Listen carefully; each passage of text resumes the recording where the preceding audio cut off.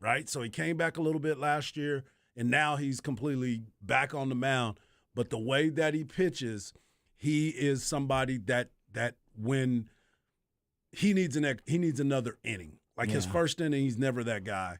The second inning, he's that guy. Okay. So I was just like, he's coming in with a situation with runners in scoring position, but he's a mature player. So he's got to be able to go out there and deal. He has to go out there and deal. And he didn't. He came in. Those runners weren't his, but he made that one pitch, that one mistake. And if you go back and look at it, it was right down the middle. Yeah. He missed over the center of the plate. In a team like this that can hit the baseball, they make you pay for your mistakes. Now, that guy could have rolled it over or done something different. He squared it up. He squared it up and took it way out yonder. He did. He took it way out yonder.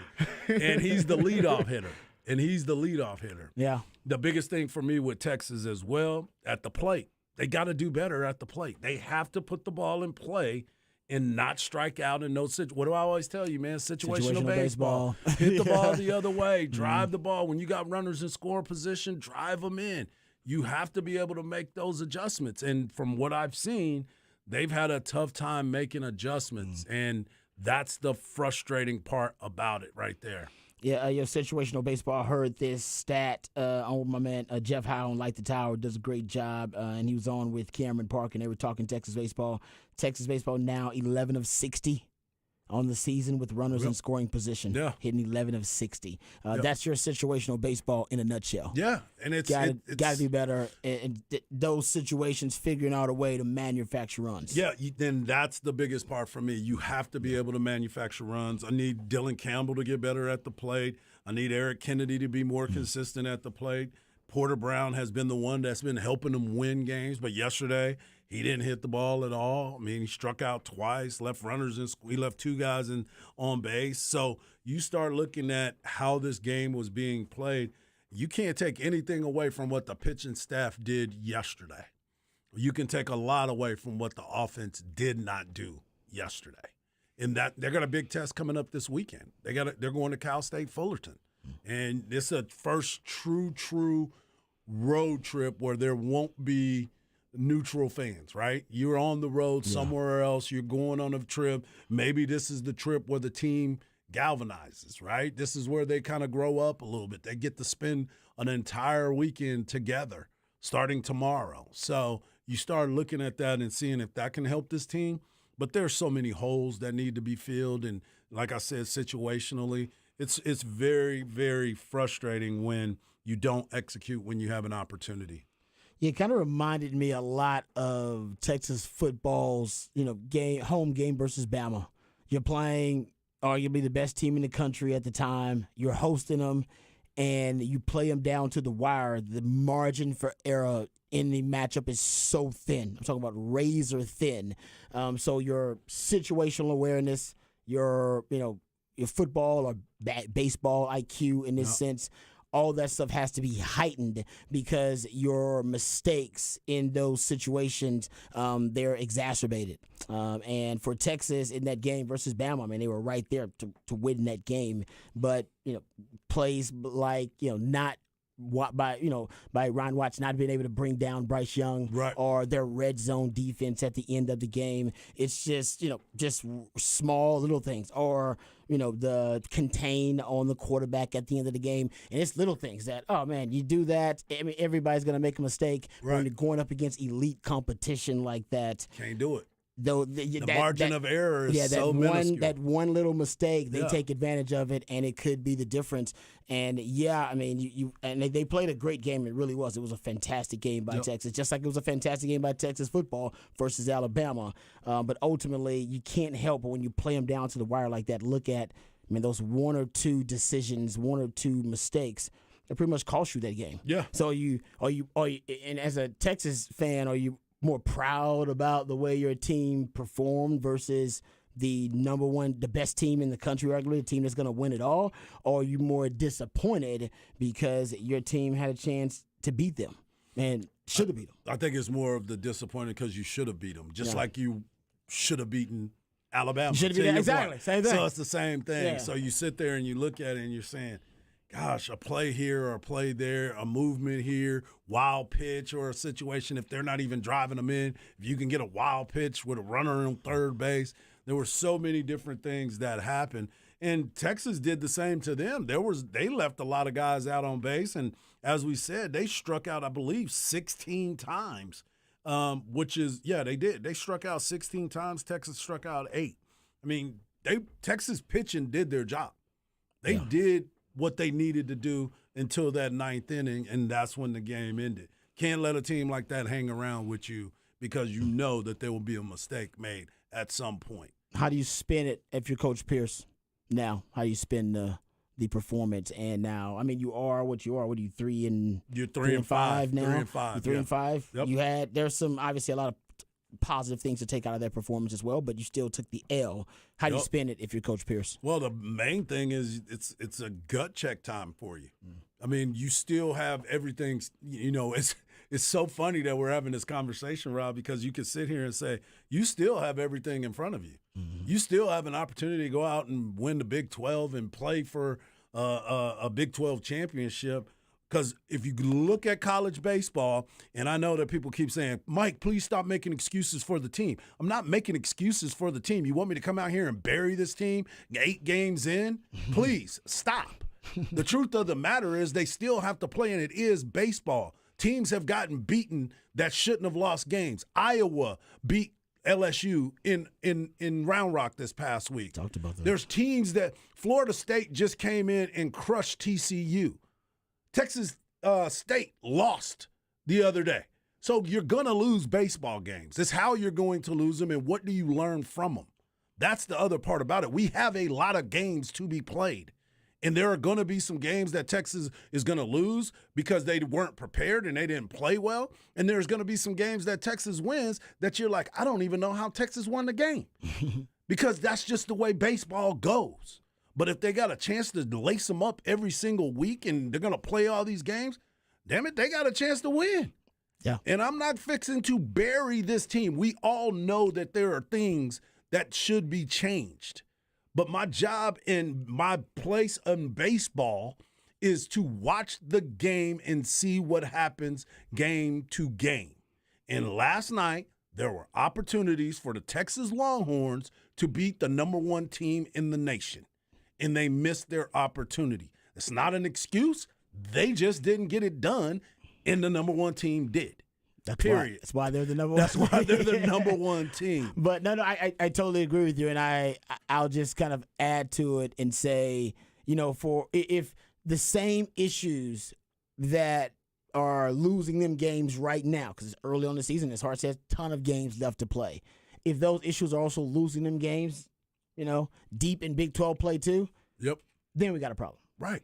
Because then that would say they're not learning from the mistakes. Exactly. That would mean you're not making the necessary adjustments, and that would mean what's losing them games now? Inexperience is one of them, right? Right. Situational baseball. You talked about that. Situational baseball. Hell, David Pierce even has said communication. Exactly. Amongst the coaches. Yeah. Amongst the coaches. Of a team, period. So, yeah, those same things are losing them. You talked about performance at the plate. Yes. Need the bats to show up at the plate. Absolutely. Those are the same issues that exist. We're 10, 15 games, 20 games in. Then we got the button we're going to push. You know what I'm saying? Yeah, Patrick will find the panic button. Yeah, we will have the panic button.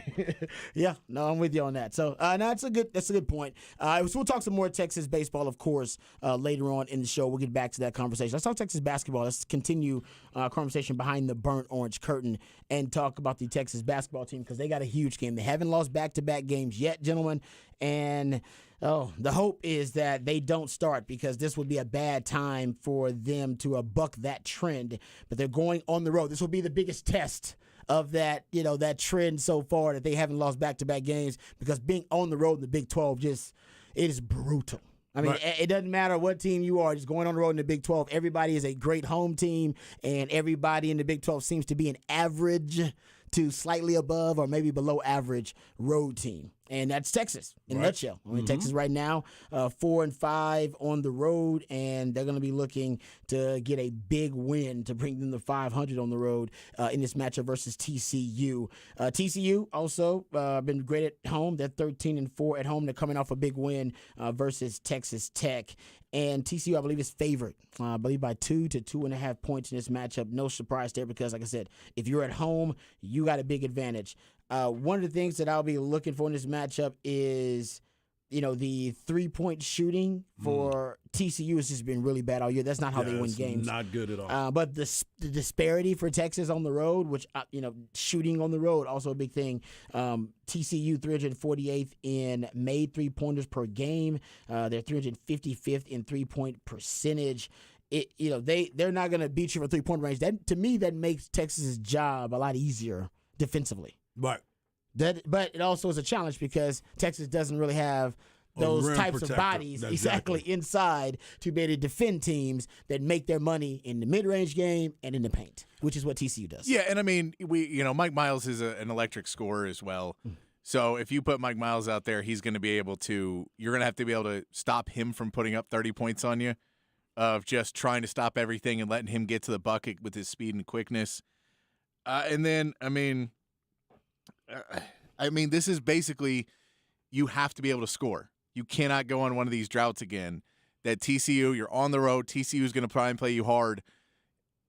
We can't have a 3-minute drought, much less a 8-minute drought, which is what cost us the Baylor game. And that's really where I think you can defend TCU well enough to win this game. You can score more points than them if you play your regular defense. You don't let Miles go off for a huge game. You can guard them well enough, and then it's just a matter of, hey, don't ever let that drought happen where they can go on a pretty slow and steady 10-0, 12-0 run, which flips the entire game. And it's not like, they went on this 10-0 run and it swept the momentum in 2 minutes. No, they did it over 5 minutes. Right. And so it's not only that, you're just dead tired because you're working so hard for everything. You're not even getting to the free throw line. Those are the things that have killed Texas all year, especially on the road, is just losing momentum and then screeching to a halt. They cannot have that happen tonight. Well, I think the biggest thing, too, and Rod, you kind of touched on it, is don't let them go to the point where they're getting to the basket and getting those foul calls and spending most of their night at the free throw line. They don't shoot the ball from the perimeter that well, but they attack the rim and they get you in foul trouble. So if you can go in there, and if I'm Texas and this is just me, I'm playing a 2-3 zone. Okay. I'm making them shoot the ball from outside, and if they start making it, obviously you can get there. But because if you can play a zone defense, at least you'll have 3 guys crashing the boards from the baseline. At least you will have those 3. And the best part about it is you don't make them get second chance buckets. They got the big man. You don't let them get in there. Lampkin will go in there and tap the ball out, and you don't want to give them another possession where the clock is. To your point, they're stopping you from scoring points if they get extra possessions, and the clock is still going to run. So for me, if I'm Texas, I'm coming out in the zone, and I'm making them shoot from the outside, making them work hard. And I'll tell you this, Lampkin loves to switch out and play on the perimeter, but he hand checks when he does it. Go drive into that. They will call it if you drive into it. They're not going to call it if he's just hand checking you on the perimeter. I don't know why they won't call it, but they won't. So what you have to do is when he comes out there and he's trying to stretch his legs out real wide and he's put his hand on you, just try and drive past him, and he's going to foul you. Yep. And get him out of the game. But he loves coming on a switch and trying to play out there, but big men just can't guards like that. And if he's going to try and do that, at least make him make contact with you and make the refs make the call, as opposed to what they've done in previous games, which is look at it, see that he's there, see that he's on him, look at the ref, and then pass the ball. So you're like, well, he's got his hand on me. He's breathing very heavily right above my head. I don't like any of this. And then they just pass the ball off. Like, just go right at him and get him in foul trouble, and he'll be on the bench. Yeah, the foul line is going to be big in this matchup. Yeah, just because they don't play, they don't have a perimeter oriented offense. They want to get inside, they want to attack and be aggressive. Talked about, you hinted at it last time, Patrick, in the last game versus Baylor, and the disparity. We talked about it. Man, they actually made more free throws than Texas attempted. Right. That is because they attacked the rim. So yeah, you got to flip that. Yeah. So that's the lesson learned. Yes. If that happen, if something like that or that disparity happens again in this matchup, then that'll probably be the reason you lose, back-to-back games for the first time this season. Yeah, and that's one of the things too that I was thinking about as this game was coming up. I'm like, man, here we go with that. Don't lose consecutive games, and here it is. So you're getting an opportunity to go on the road. And they've already been talking. I've been looking at some of the social media. They're planning on storming the court if they beat Texas. They're ranked. And not only that, They're a ranked team. you're favored. You don't rush the court when you're favored. It's not the number one team in the country. Yeah, the I'm Texas like, is number what 9. is happening? Barely cracked the top 10. Yo, these kids today What are you don't doing? care about none of that. They just want to rush the court for any damn reason. because they got to get their cell phone pictures on the court. That's true. like, When I saw man. Clemson rush the field, I was like, No, who it's stupid. Who was I it? know. They beat Syracuse or something? It was some weird team, and I was like, they rushed the field. It's like- Cade Klubnik came in. Yes. And It they was, ran- I think it was the game that they won the it wasn't Notre Dame. I think it was. I think was it a was North Carolina. I It think. might have been. I thought it was don't- that Syracuse game. Was it that Syracuse I think game? it was a Syracuse it was one. a Where they Syracuse rushed game. the field. And I'm like, Yeah. dude, it's Syracuse. Like, what's going on? I know. And you're Clemson. I know. So the young folks love to rush the field. So I'm not gonna hate on them. Hey, man, if I was born in that generation, I'd be trying to rush the field too. I Yeah, guess. we all would. No There doubt. you go. No See, doubt. I'd probably be trying to rush Hey, the field TCU, too. get some security out there. Clothesline a couple of them kids. Just clothesline a couple of them They kids. don't have to. No, 'cause win- Texas about to win win the this damn game. game. Yeah, there you go. I like Win your the damn attitude. game. Hey, clothesline them kids anyway, but win the game.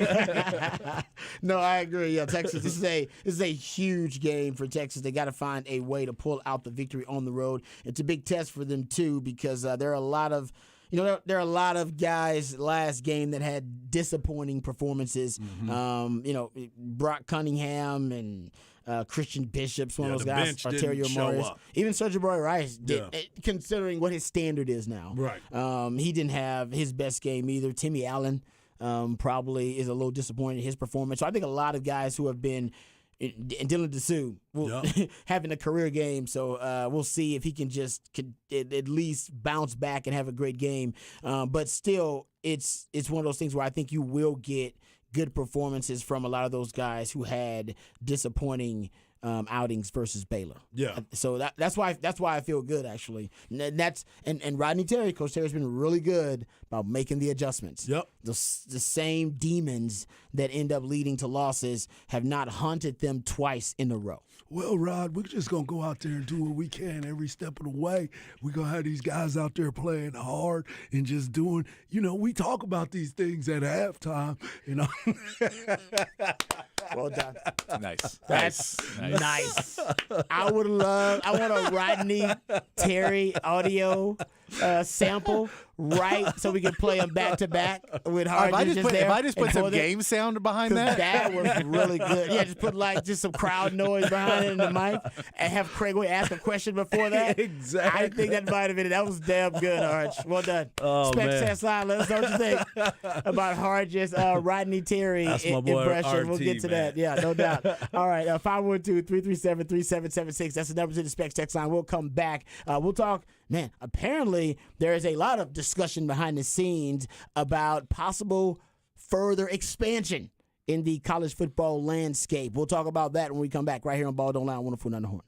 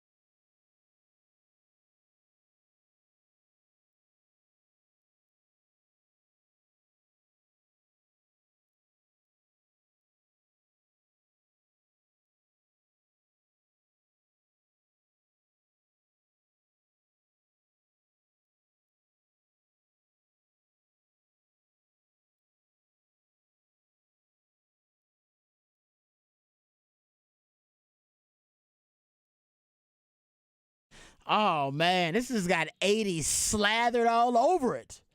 That's good. At least we got an error in this thing, right? This thing is slathered in the 80s. Oh, I'm an 80s baby, so I got all about that. I felt that. My man Patrick doing a great job. It is midweek movie music edition of Ball Don't Lie. That's when my man Patrick takes songs from a certain soundtrack, plays those songs for us, and based on these selections, we are supposed to gather clues and hints that should lead us to the featured film for midweek movie music. All right, Harch, you got anything? You're way better at this than I am. Not even close, but it sounds like, what'd you say? It's got 80s written all over it. Oh, it's got 80s so written it's all probably, over the damn thing, man. What's the one with,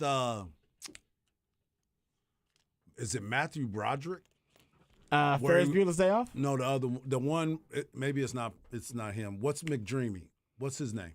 Oh, you're talking about Can't Buy Me Love. Can't Buy Me Love. That's what I was thinking. Is that it? No. I love Can't Buy Me Love, by the way. Yeah. So that's where I was going with that. Yeah, no that's doubt. where I was going. Hey, that's nice. Those are two damn good options to throw out there. Nope. And I didn't like the way Patrick kind of dismissed it, though, real quick. Oh, Okay, no. that's Nope. not That in means the it turned his ballpark. head. that means you weren't even close to it. Yeah, that's what his head was quick. Yeah, he was like offended by the fact that those were the two selections. Nope. Is it Mannequin? Nope. Remember Mannequin? I do remember, man. I do remember Mannequin. Mannequin was, I got to say, all of the weird. It was weird. Was that Kim plots. We're Cattrall? talking about the weird plots in the 80s because of cocaine. Everybody was doing cocaine like, What was that? You know, that sounds like a great idea. We'll just have a mannequin come to life. She was cursed from the Egyptian time. Yes, this is great. Was that Kim Cattrall? Yes. Kim Oh, Cattrall, yep. she was in rare form there too. Mannequin. The soundtrack, not bad. No. I'll have Mannequin. to look it up. I'm telling you, there's a couple of jams on the Mannequin soundtrack. I know that's not what we're talking about for midweek movie music, just throwing it out there. All right, let's talk some. You can be a part of the show, by the way. We have silenced the text line for the time being, just so that we can try not to embarrass ourselves for midweek movie music. Don't worry, they'll get it by 4 o'clock. I throw them a Well, I softball know. by 4. Every time he doesn't let it. Yeah, you're right. Yep, But that's actually part of the embarrassment is that you have to build Make in it a simple. fail-safe for our. And sometimes we still don't get that. We still don't get that. Yeah, you just got You'll get it today. softball up You'll there. get it today. But yes, the Specs text line 512-337-3776. Shout out to my man Harge. We were right. His Rodney Terry impersonation is dead on. Like, it is fantastic. Appreciate that. Because they got about 4 or 5 people on the Specs text line. I was like, damn, that was good. I thought you guys were playing a cut or some audio cut or something from Coach Terry. Like, nope, that was Harge doing this, Coach Terry. So we'll see. You know what? We're going to have Coach Terry on the show now and then have Exactly. Coach Terry ask Coach Terry a question. I mean, like, Coach, I just wanted to talk to you real quick and go out there and try to help all these players out there. These boys is out there working hard, Craig. They have to, I mean, sometimes we just talk to them and we show them the clips. Oh, man. It is really good. It's like really he's good. been yelling for a very long time. No, that's pretty good, man. That's pretty good. All right. Let's get back to it here. Okay, so there are a couple of stories here that have made the rounds that we haven't gotten a chance to really talk about. Right. But I think they actually could end up being really, really interesting topics down the line. So the Pac-12 is imploding. It's happening right now Yes. as we speak. The Pac-12. Apparently, Ray Anderson, the athletic director of Arizona State, he told Phoenix Radio that he is admittedly frustrated by the media deal proposal and the process, everything that's happened. Right now, I think the proposal is between ESPN and Apple Plus, but apparently he's not happy with the whole process. He said he's optimistic they can get a deal done. A new, basically a new television deal done for the Pac-12, a media rights deal done in the next 2 to 3 weeks. Washington State President Kirk Schultz told media outlets that the resolution was needed by the middle of March. Needed meaning, We need to know what's up. Yeah. So those two guys are frustrated as well. And Brett McMurphy put this out. He said Apple still has not made a formal offer for the Pac-12 media rights, even though they say it's between ESPN and Apple. He says Apple ain't even made a formal offer. But he says Ion Television has emerged as a potential Pac-12 partner. Sources 12, the Action Network. Ion TV is owned by EW Scripps Company, which has 61 local TV stations nationwide and launched Scripps Sports this year. Stuart Mandel also echoed very similar sentiment, saying Ion and Scripps Sports is not involved. So he's disputing this. He's saying Ion Scripps Sports TV is not involved in the Pac-12 TV negotiations, a source with direct knowledge of the situation says. So who the hell is trying to purchase or at least offer the Pac-12 a media rights deal for their broadcast rights? I don't know what's going on right now. And that's because a lot of these reports are pretty much conflicting with one another. Ion Television, it basically just kind of run reruns. You probably have seen it. I've seen it on my cable. Yeah, with AT&T Uverse. I've seen Ion TV. So that's the Ion TV they're talking about, which is wild. Which is crazy to think that that's where they're going to play. I'd rather have it streaming on Apple, honestly. Right. And I'm sitting here looking at their website right now, Ion Television, and they got Blue Bloods coming on. They got Law and Order. Law and Order. There'll be a lot of Law and Order on there. That's why I know I watch it. Are they going to get Spike TV on the bidding? You got to get some weird networks in on this?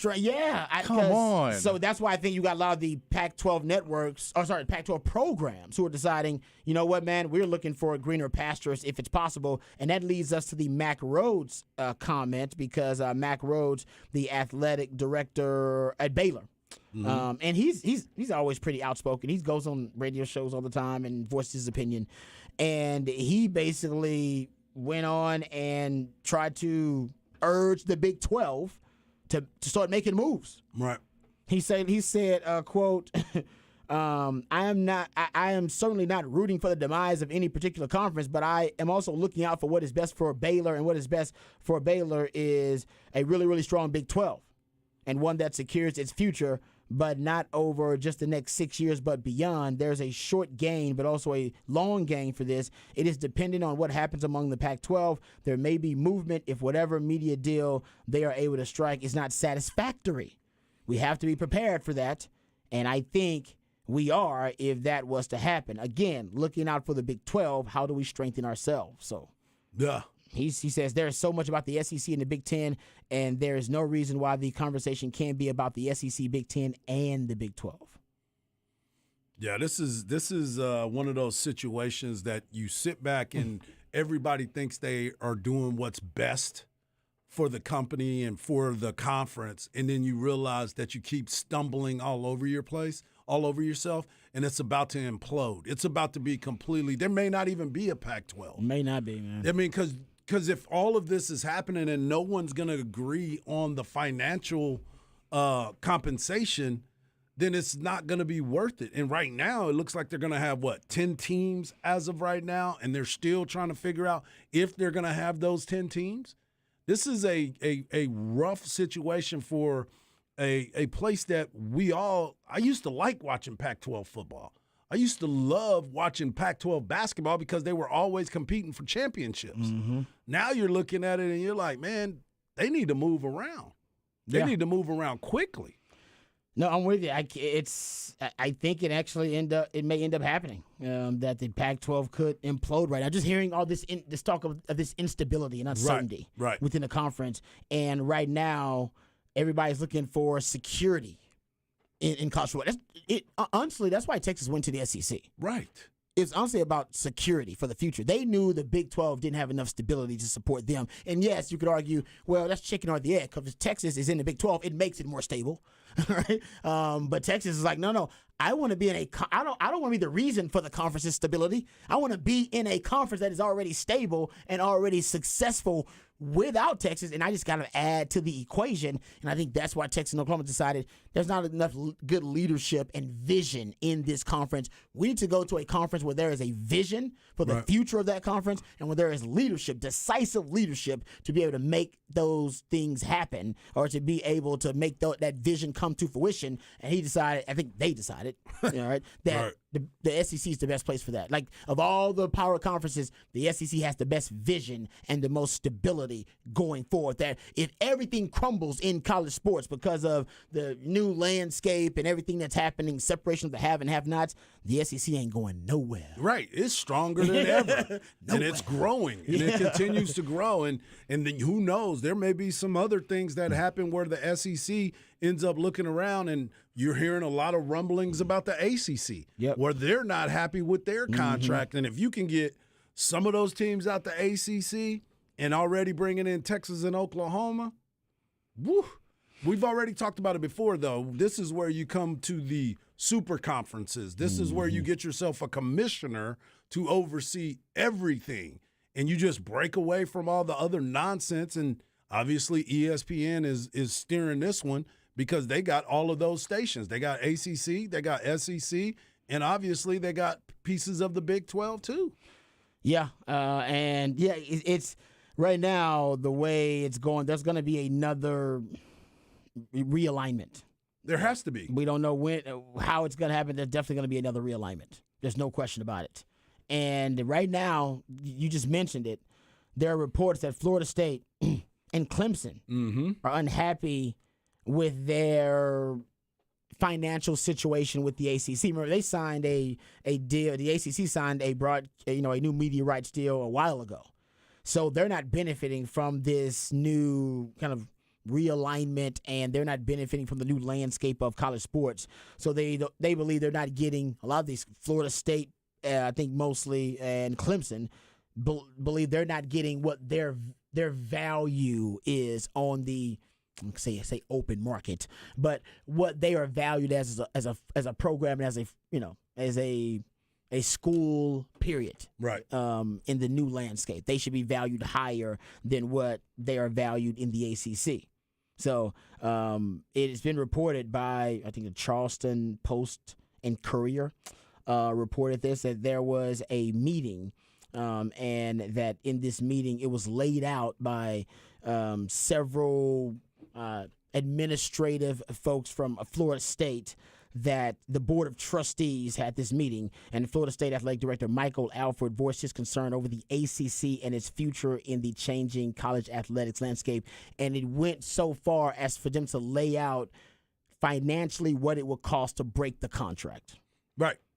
And what necessary steps would have to be taken to break the contract with the ACC to essentially make them a free agent. Right.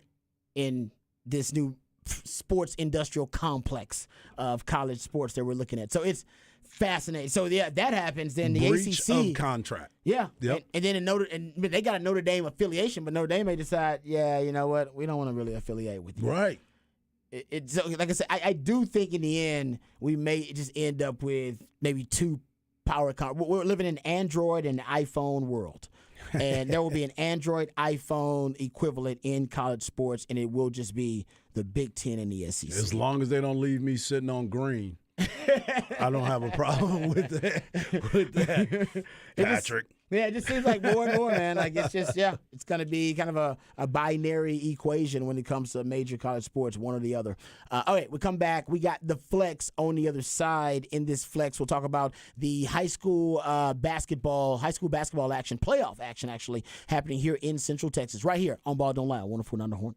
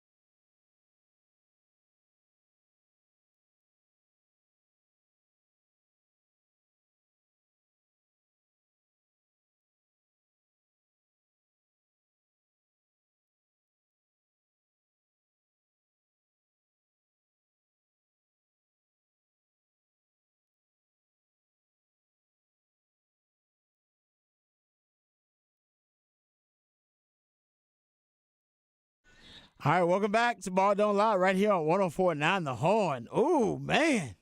All right, Harge. This is actually pretty, it seems pretty specific.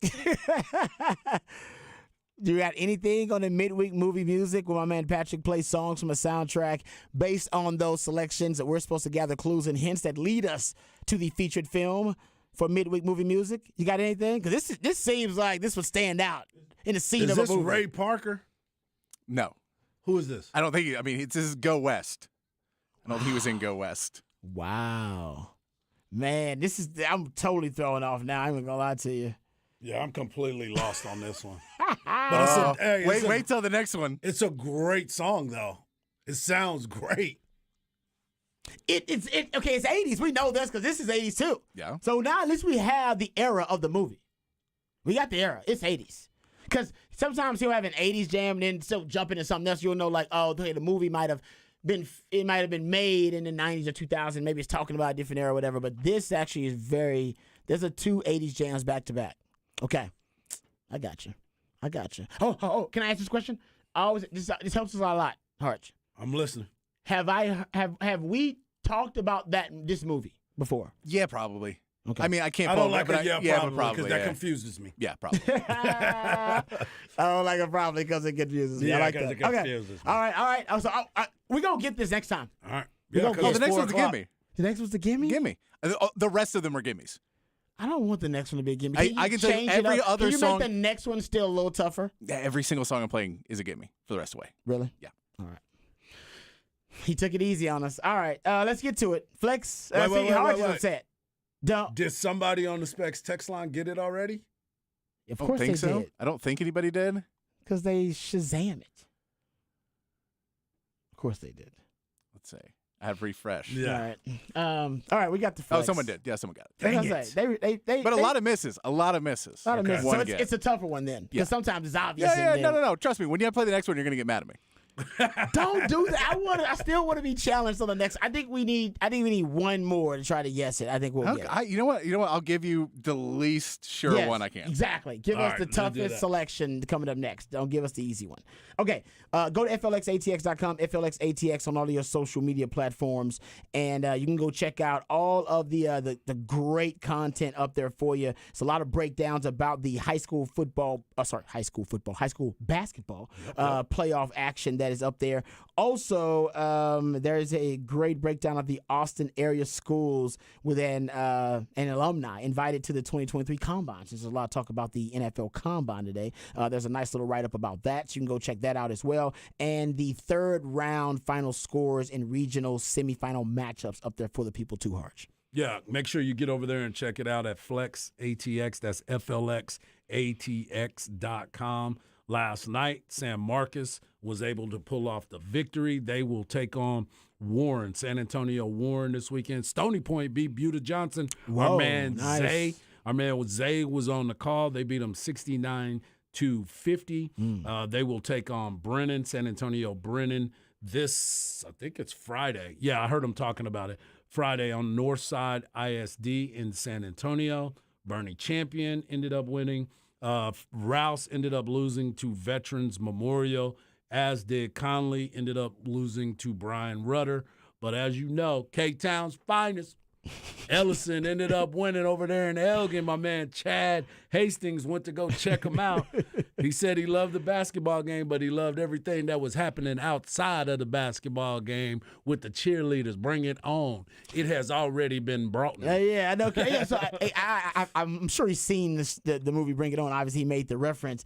But yeah, I always knew there was a culture. It's almost a battle of the band culture that happens with cheerleaders and like some of the different mascots and some of those spirit teams for the different spirit organizations, I should say, for the different teams. So yeah, I knew that took place. I didn't know at the high school level they was getting down like that all the time. Oh, yeah. But I already knew that. I dated enough cheerleaders to know, and I dated enough Palm Squad girls to know that they get down like that. Oh, yeah. Yeah, They yeah. bringing that in. There's also some trash talking going on, that kind of stuff too. So yeah, we got to take Chad to a HBCU, historically black college football game, Oh, my goodness. so he can actually see the battle of the bands, which oftentimes matters more street cred around the battle of the bands than actually the football game being played. There's no lies being told by my man Rod Babers. Oh yeah, they gets down. They oh gets yeah, down. So we're going to make that happen. Maybe a field trip. have Zay and take Chad to one of them HBCU games. That man. definitely has to go down. All right, we come back. We'll get into Mel Kiper's mock draft. Bucky Brooks also has a mock draft, and the arrest warrant issued for Jalen Carter. We'll talk about that and the best odds for Bijan. There was an article, obviously DraftKings actually. They came up with their best odds for the teams who are going to draft Bijan Robinson. A lot of discussion about the best back in all of the NFL draft. We'll talk about that and more right here on Ball Don't Lie 104.9 The Horn.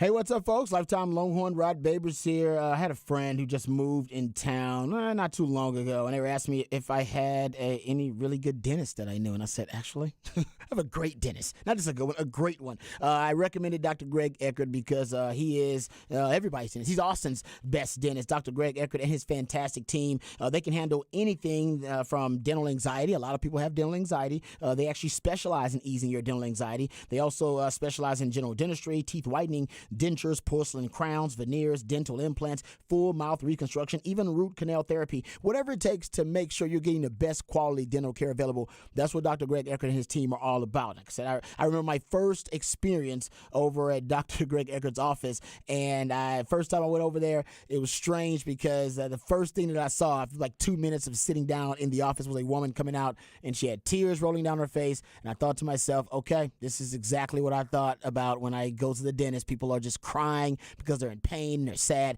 Actually, that wasn't the case. She was actually crying tears of joy because Dr. Greg Eckert and his team had given her the smile that she had always wanted her entire life, and they can do the same with you. Right now, they can give you a brand new smile in just one day. Permanently secured to your dental implants, no time spent without teeth. You'll get temporary fixtures and they can complete your permanent smile, and you'll smile again with confidence and eat freely without pain or discomfort. We're talking about a lifelike permanent solution. So if you've been told your teeth need to be replaced, call Dr. Greg Eckert today and learn about this revolutionary alternative to dentures. It's a brand new smile in just one day. So give them a call. It's a complimentary consultation. You got nothing to lose but everything to gain. 512-345-3166. 512-345-3166 or visit dreckert.com, DRUECKERT.com.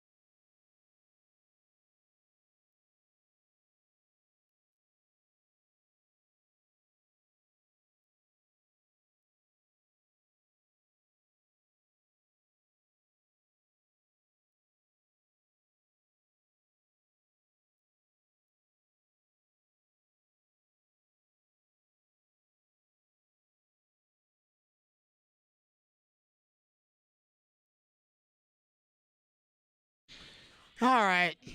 Welcome back to Ball Don't Lie, midweek movie music edition of Ball Don't Lie. My man Patrick takes songs from a certain soundtrack of a movie and uses those songs for us. Those songs are supposed to lead us, those clues supposed to lead us to the featured film for midweek movie music. And yes, we all have it now. Rocky IV. Yeah, I told you they're all gimmies from here on I out. know. I put the two hardest ones up front. Yeah, I don't even know how you There's found- a lot of solid songs in Rocky IV. I don't know how you found two songs that were unrecognizable on the soundtrack. I got you, but we got Creed comes out Friday. Creed 3 comes out Friday, so I played the best Rocky Got soundtrack. it. No, I want to go see Creed. I've told my wife, so I don't know if because I've got in trouble for going to movies by my damn self to just go.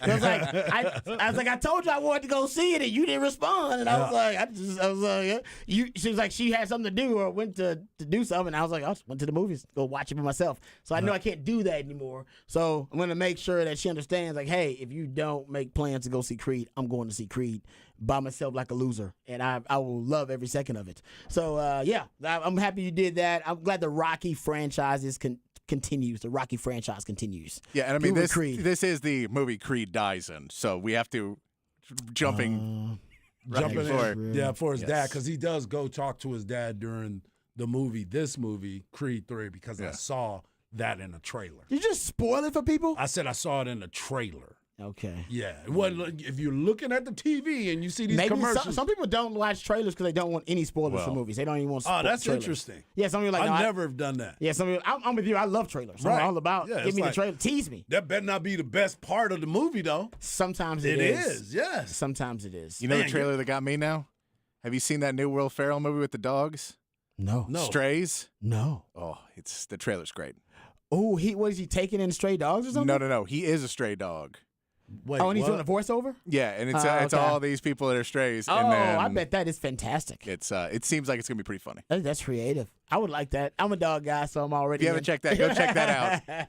Dog guy already in. Okay. Yeah. That sounds good. All right, so Rocky IV is the movie, the featured movie for midweek movie music. I like that. I'm excited about that. I love the Rocky soundtracks. Period. They're all great it's movie montage music is what it is. It's Yeah. all great movie montage music. You just throw like different scenes in there of Rocky running or lifting, flashbacks, and it gets you all pumped up and emotional. It's fantastic. Yeah, is that when he was in the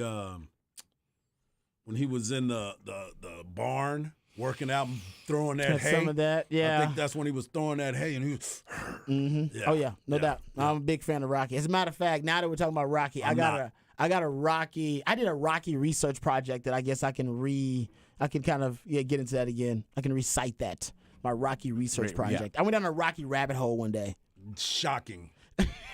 Shocking And that now- my boy did that. Yeah, now that we're talking about Rocky, I'm gonna bring back that research. I believe I have it somewhere. I'm in, sure you got all in them these papers. I'll find my Rocky research. We'll have some fun talking about Rocky. All right, Not a fan. What you got? Whoa! What the what? Whoa! Yeah, man. I think it's the Whoa. most overrated series ever. Movie series? Yes. Most overrated movie. You know it won Best Picture. Yeah. Yeah, I do. Which is And you're gonna- absurd And you're gonna say that happened. and you're gonna say that Yes. it's overrated? Yes. Not a big fan. We'll agree to disagree. It's no Purple Rain. Yeah, it's no Exactly. Purple Rain. Like, first of all, I don't even No know. Grease 2. Thank you. Thank you. How can you say Rocky's overrated? Because to me, Rocky is what it is. I think you accept it for being what it is. Like, it's perfectly cheesy. Agreed. But it's not Best Picture award winning. The original at the time was groundbreaking. Now it's become really cheesy because it's a series and you got like 8 or 9 of the damn things, and we know how the storyline plays out every damn time. We know the Rocky storyline. We know how the plot Yes. is written. They just put in different people and different characters into the plots, but we know how it works out. So I give you that. Now it is ridiculously cheesy, but also kind of comfortable Right. with the cheesy there. But the first one was something nobody had really done before in that manner. So that's why I think the first one got a lot of love. I'm not saying that probably I got to look at the other Best Picture nominees at the time and see if it That's what deserved I'm it. doing right now. All right. You got Network, Okay. Better than Bound for Network. Glory, All the President's Men, Oh, that should have won. and Taxi Driver. Oh, yeah. There we go. That's what I'm talking about. Yeah, Taxi Driver and All the President's Men probably could have beat Rocky at the time. It could. But this is my thing. All the President's Men, obviously, it's all about the White House plumbers, right, and the scandal, and Watergate and everything. Right. So to me, even though it was a great movie, if you haven't seen it, you should go see it. It's fantastic. Spoiler alert. It's a great movie, but it's based on a true story in a sad time for America. Like it's just giving you the facts about what was a really disappointing, sad state of affairs, period, in our political history. So it's not a feel-good experience. Good movie. You know what I mean? It's not a feel. It's like Amistad. Yeah. It's a great movie. Oh, yeah, it's like 12 Years a Slave. Good movie. But you watch it it's like- once and you're like, I can put this away for a while. Yeah, like I'm good. I don't need to see it again. It's That's not how actually, I it's was not when a I feel good. watched Mississippi Burning. I was Yeah. like, Yeah. I'm gonna beat up everybody I see. Any movie about the racial history of this country, you need Yeah. to see basically just once. One You're time, like, that's man, exactly I don't know if I right. can watch it over and over again. Great movies, but it's hard to watch over Great again. point. And some points, Great point. some of those are like that. We look at historical dramas and kind of biopics and stuff like that. Right. And the other one, Taxi Driver. Remember how dark Taxi Driver was? It was a dark movie. Yes. For the time, it was dark, man.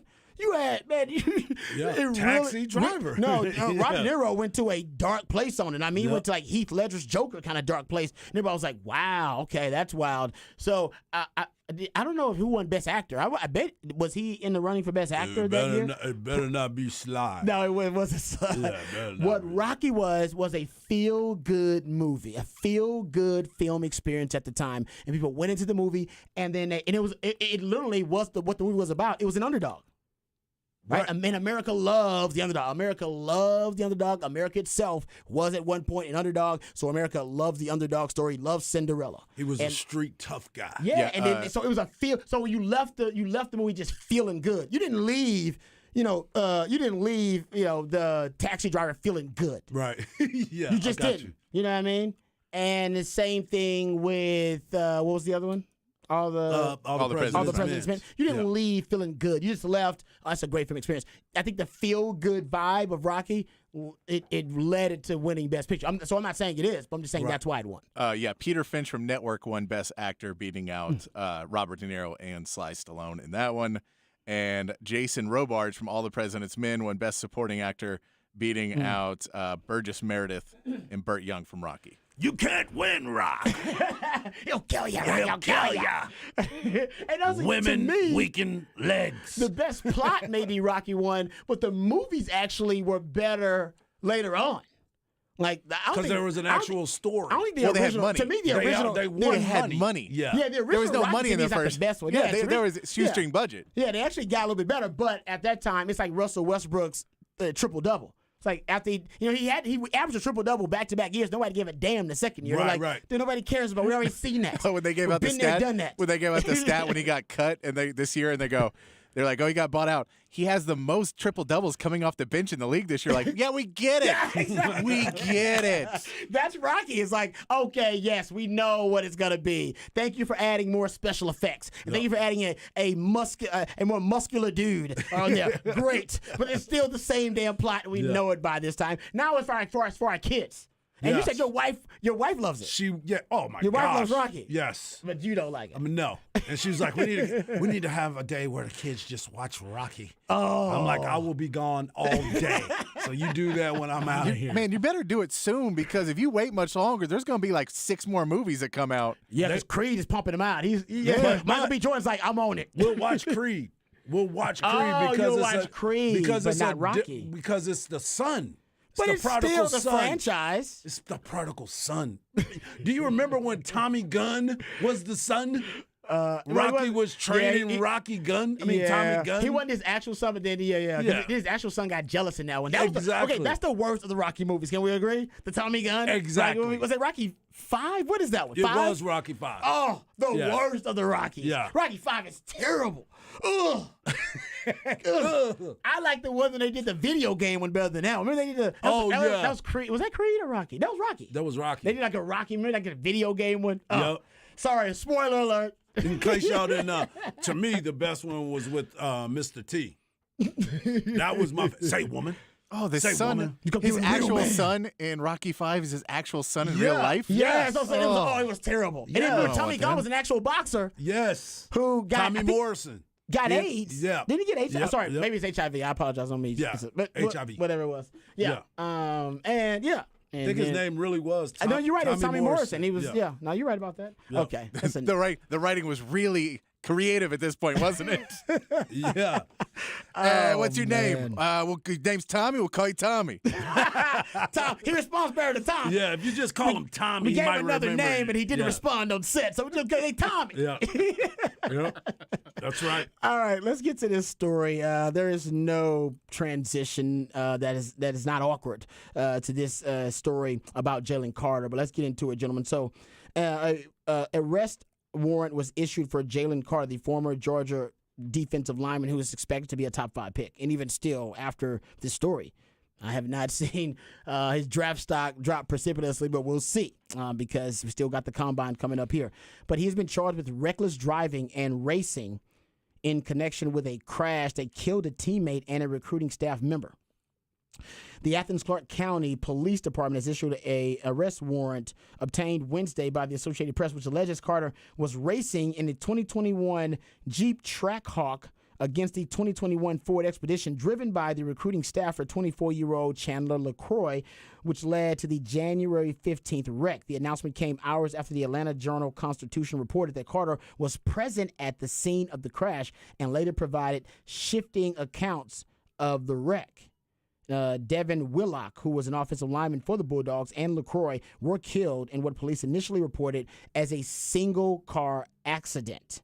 But that obviously that was not the case. So now, according to documents and records of 911 calls reviewed by the Journal-Constitution, at least 2 vehicles driven by Georgia football players had been at the scene, including the Jeep driven by Carter, who left the scene before police or emergency personnel arrived. Carter returned to the scene less than 2 hours later, according to the paper, which reported that he was asked by police whether he had been racing the vehicle that was crashed. Documents reviewed by the Journal-Constitution show that Carter first told police that he heard the crash from a nearby apartment complex, but then later told an officer he had been driving both behind and beside the SUV driven by LaCroix.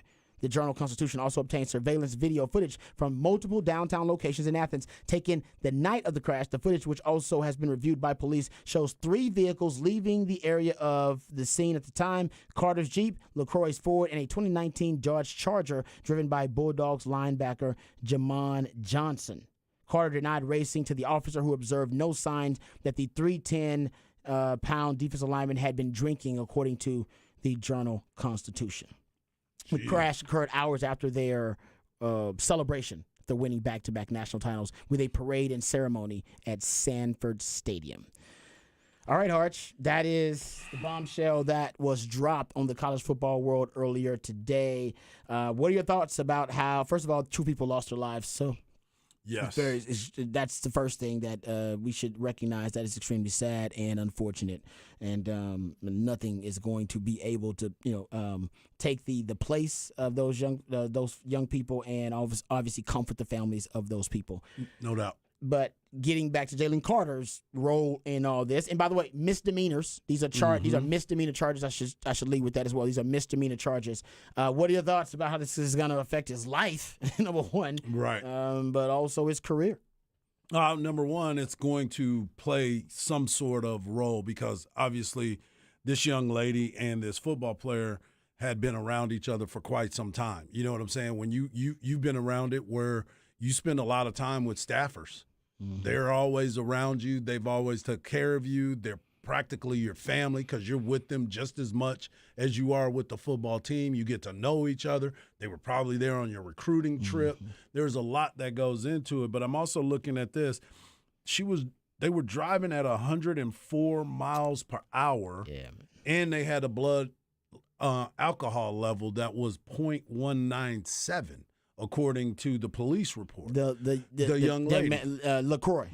Yeah. So, I mean, yes, he's probably there because he left the scene, and he left his teammate there and left that young lady there. Because just like I said, if they were part of your family, you're not just gonna drive off, and especially if you didn't do anything wrong. Yes, you might have been racing fast and.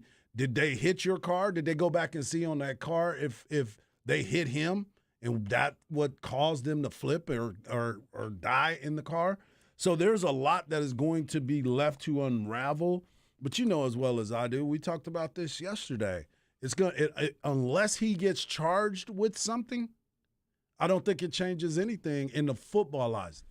Now, understand, I'm talking strictly football style. I understand somebody lost their life, people, so don't be hitting me up on the Specs text line. We are doing this as an exercise for the conversation because the NFL, which we had the conversation yesterday, have you had anybody in your family that's been shot? How you going to react? Well, you're not the person that I'm willing to have on my team. These are people that are going to go and ask all these questions, but I guarantee you somebody's still going to look at this guy and say he can help my team win. And that's exactly where this is going to fall. Is he going to fall out of the number one pick? Possibly for sure. But is he going to get drafted? You know he is. The person that I was thinking about when I read this story was Lyle Collins. Remember him? Mm-hmm. And how he fell out of the draft and the Cowboys ended up getting him as a free agent. He's in the league right now. And he ended up playing for the Cowboys and doing a great job for the Cowboys. And now he's playing for Cincinnati. So if he, and you know as coaches, they're probably sitting there in front offices is like, somebody's going to take him. You know somebody's going to take him. So we might as well go ahead and take him. Because if he's the best one on our board, we need to take him, and we'll deal with everything else after that. But that is why I believe that they're doing all this stuff right now, because it is part of the process, right? Combine, agents, know stories, people getting stories out. They're trying to, scar his name, but then all of a sudden somebody else he's going to fall to somebody, and somebody's going to take him if he's not going to be the number one overall pick. Yeah, I mean, it certainly does not look good for his character.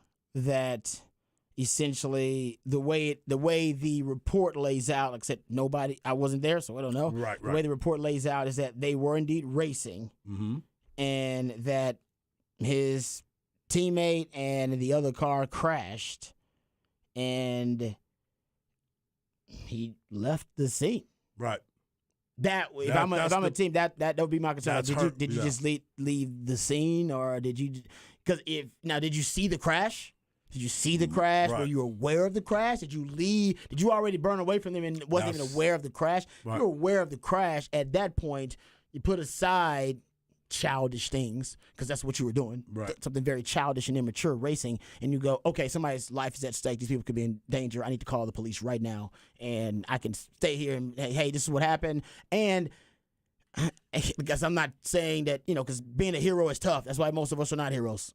All right? We don't run toward the danger, run away from it, and there are, some of the most courageous human beings on our planet that take those jobs, and they run toward the danger to be heroes. Right. But I don't know what happened in the crash and that kind of thing. But did he try to render aid? Right. And that's where if you were indeed there, and you saw it happen, did you go try to render some aid? Right. And if you can't render aid, I get it, but we all know least you can do when you see something going on is like, I'm just gonna call 911. I can't. Yeah. I can't. I wish I was that person to go over there and render some real aid and go help, but I can't. But I will call the people, necessary authorities that will and can do so, and that to me would be troubling. Mm-hmm. That hits me deep, because as a human being, that's something that I would say is a character flaw. It's like, and then how long did you take to come back? He did come back to the scene. And he was ultimately honest about what happened. Right. So trust me, I get why he's scared and why not to be honest with the police. I get all of that kind of stuff. All right, so I'm not saying that. That's why they tell you get a lawyer. Right. All right, when you're dealing with the police, smart thing to do. But in that situation, you're talking about life or death. I do wonder about the details. Did you see the crash? And if you did, right, did you decide to render aid, or did you decide to leave the scene? And like I said, I'm not gonna judge because I don't know what I would have done in that situation. But if I'm a team, I probably decide, that's definitely data point. That's a character flaw. Yeah. And I mean, those are people that died. No doubt. Yeah, and I mean, we know Tom McShay reported earlier in the draft cycle that Jalen Carter was someone that was known to have known character issues. Everyone got mad at Todd McShay and put out the thing of that they put out good stories about Jalen Carter. But you wonder, are there more stories? Is there more things? So I think any team looking into him is now going fully into, if we're going to take this guy, we need to vet him fully because we can't have another story come out and then another one and then another one. Like, we just need to know everything that happens up front. And so I wouldn't be surprised too if you're talking to Jalen Carter, you're also trying to go to the police and go, can we, like, how much information can you give us about where he was and if the record, because we need to know if he's telling us the truth.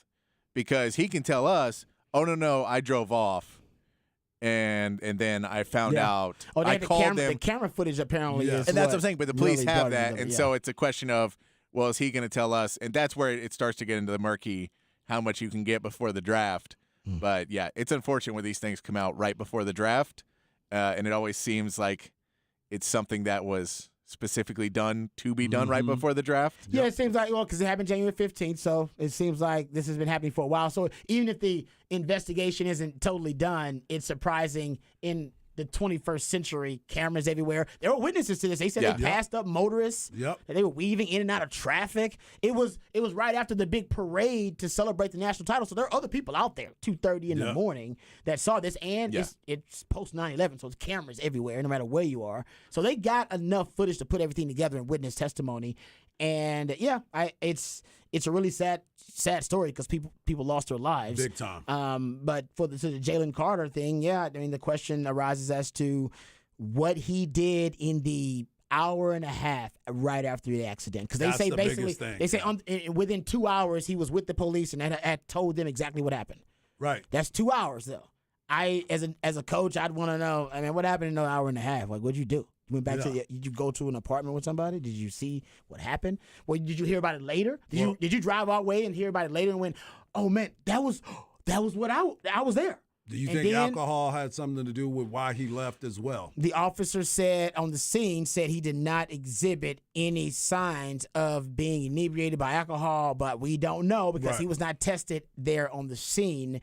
And so we don't know. We also know there may be other things that are legal in most places that he has in a car that may not be legal where he's at. Correct. And he may say, I need to drop this off before I talk to any police. That's true, too. Which also is not what you need to do in a life or death also situation. a problem. But that could be a situation as well, just because many people I know have been there.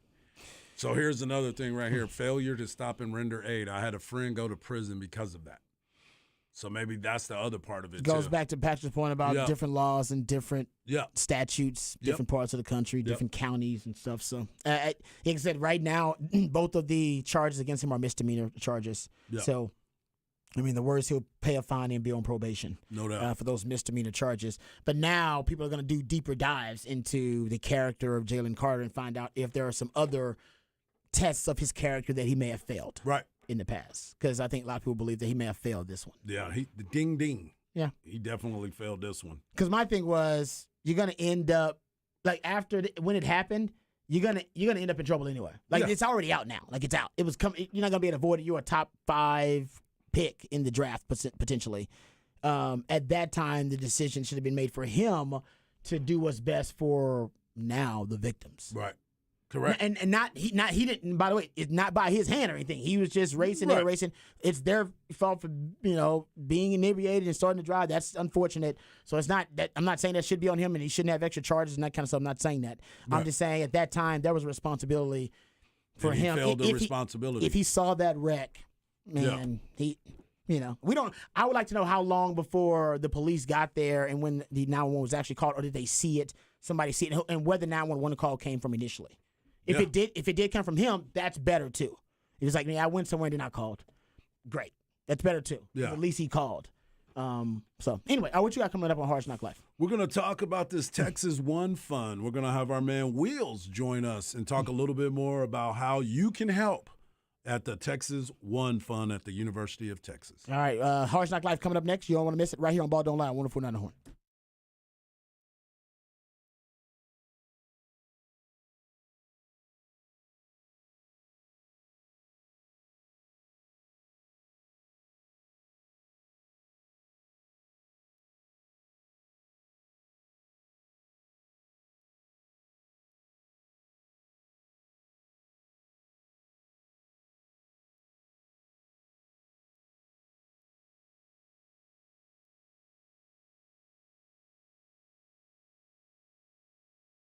It's your boy Hardball Hard here, and I want to talk to you about my friends over at Quick Roofing. Let me ask you a quick question. How often do you think about your roof? Probably when it rains, maybe some high winds, but I guarantee you're not thinking about it enough.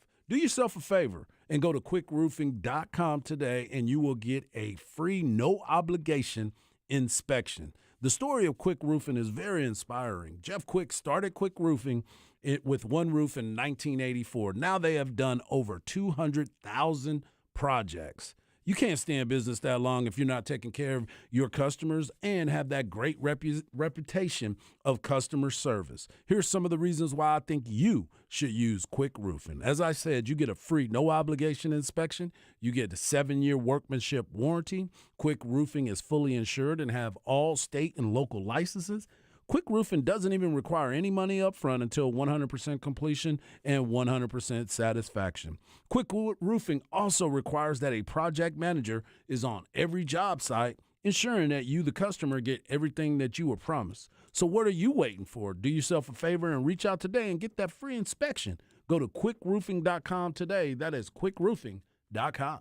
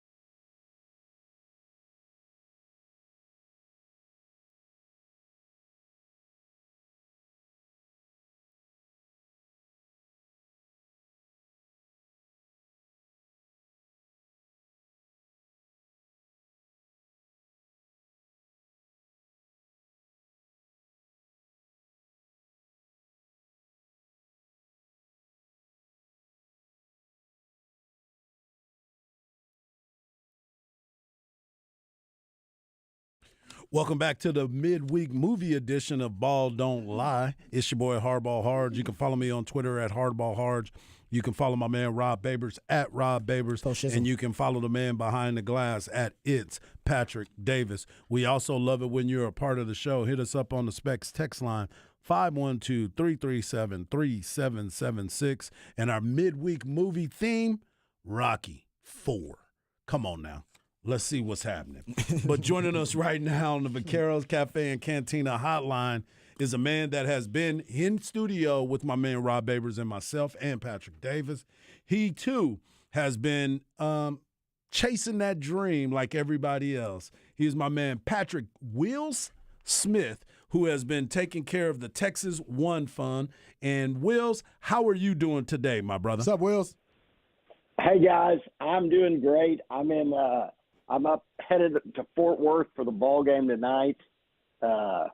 It's a big game, guys. We win this, which sets up for Saturday pretty nice. Be pretty good turnaround for the University of Texas to win a conference championship with a season they've had. Be amazing. No doubt about it. That's what we've been talking about this entire time. What this basketball team has gone through and where they are today is something to be very, very proud of. Rodney Terry's done an unbelievable job with getting this team right. But I wanted to talk to you about the Texas One Fund that is part of the NIL growth plan that you guys have put together. So tell us a little bit about how it's going and what can people do to help with the Texas One Fund. Absolutely. It is going really well. We're implementing a bunch of programs. And last night in Fort Worth, we had a group of guys who are donors to the fund, but also creating mentorship opportunities and really creating, authentic relationships with the teams, with the coaches. And I laugh because 4 years ago, Rod, when you played at Texas, the NCAA governed all kinds of relationships of who you could talk to, who you could, go to dinner with, who you could meet. And a lot of the athletes back in your day, which was 3 or 4 years ago, I wish. Back in your day, you couldn't really establish that without there be a cloud of something NCAA-wise over it. So now you are, in a sense, declined opportunities to meet people, to grow your network, to build on what you're going to do after football, okay? So now because of NIL, a real positive we can do, everybody says, hey, come to Texas, you're set for life, you can get any job you want. Well, playing that out in reality, you finish a pro career after 5 years, you come back. Yes, people know who you are, but you haven't set years of a relationship where you called a guy, you ask advice, you got mentorship opportunities. Those networks spread across, and that's really what people are talking about at Texas. Not only do you get to meet a guy who's a lawyer, meet a guy who's a car dealer, you meet a guy who's a ophthalmologist, whatever the job is, those people have a network well beyond that can say, hey, Rod, you want to get in the oil and gas business? Call my buddy. I went to school with him in Midland. He'll talk to you, tell you how he got involved. It's really creating that life story, understanding who they are. And that's one of the things we're really putting forward with, obviously, charitable activities around Central Texas.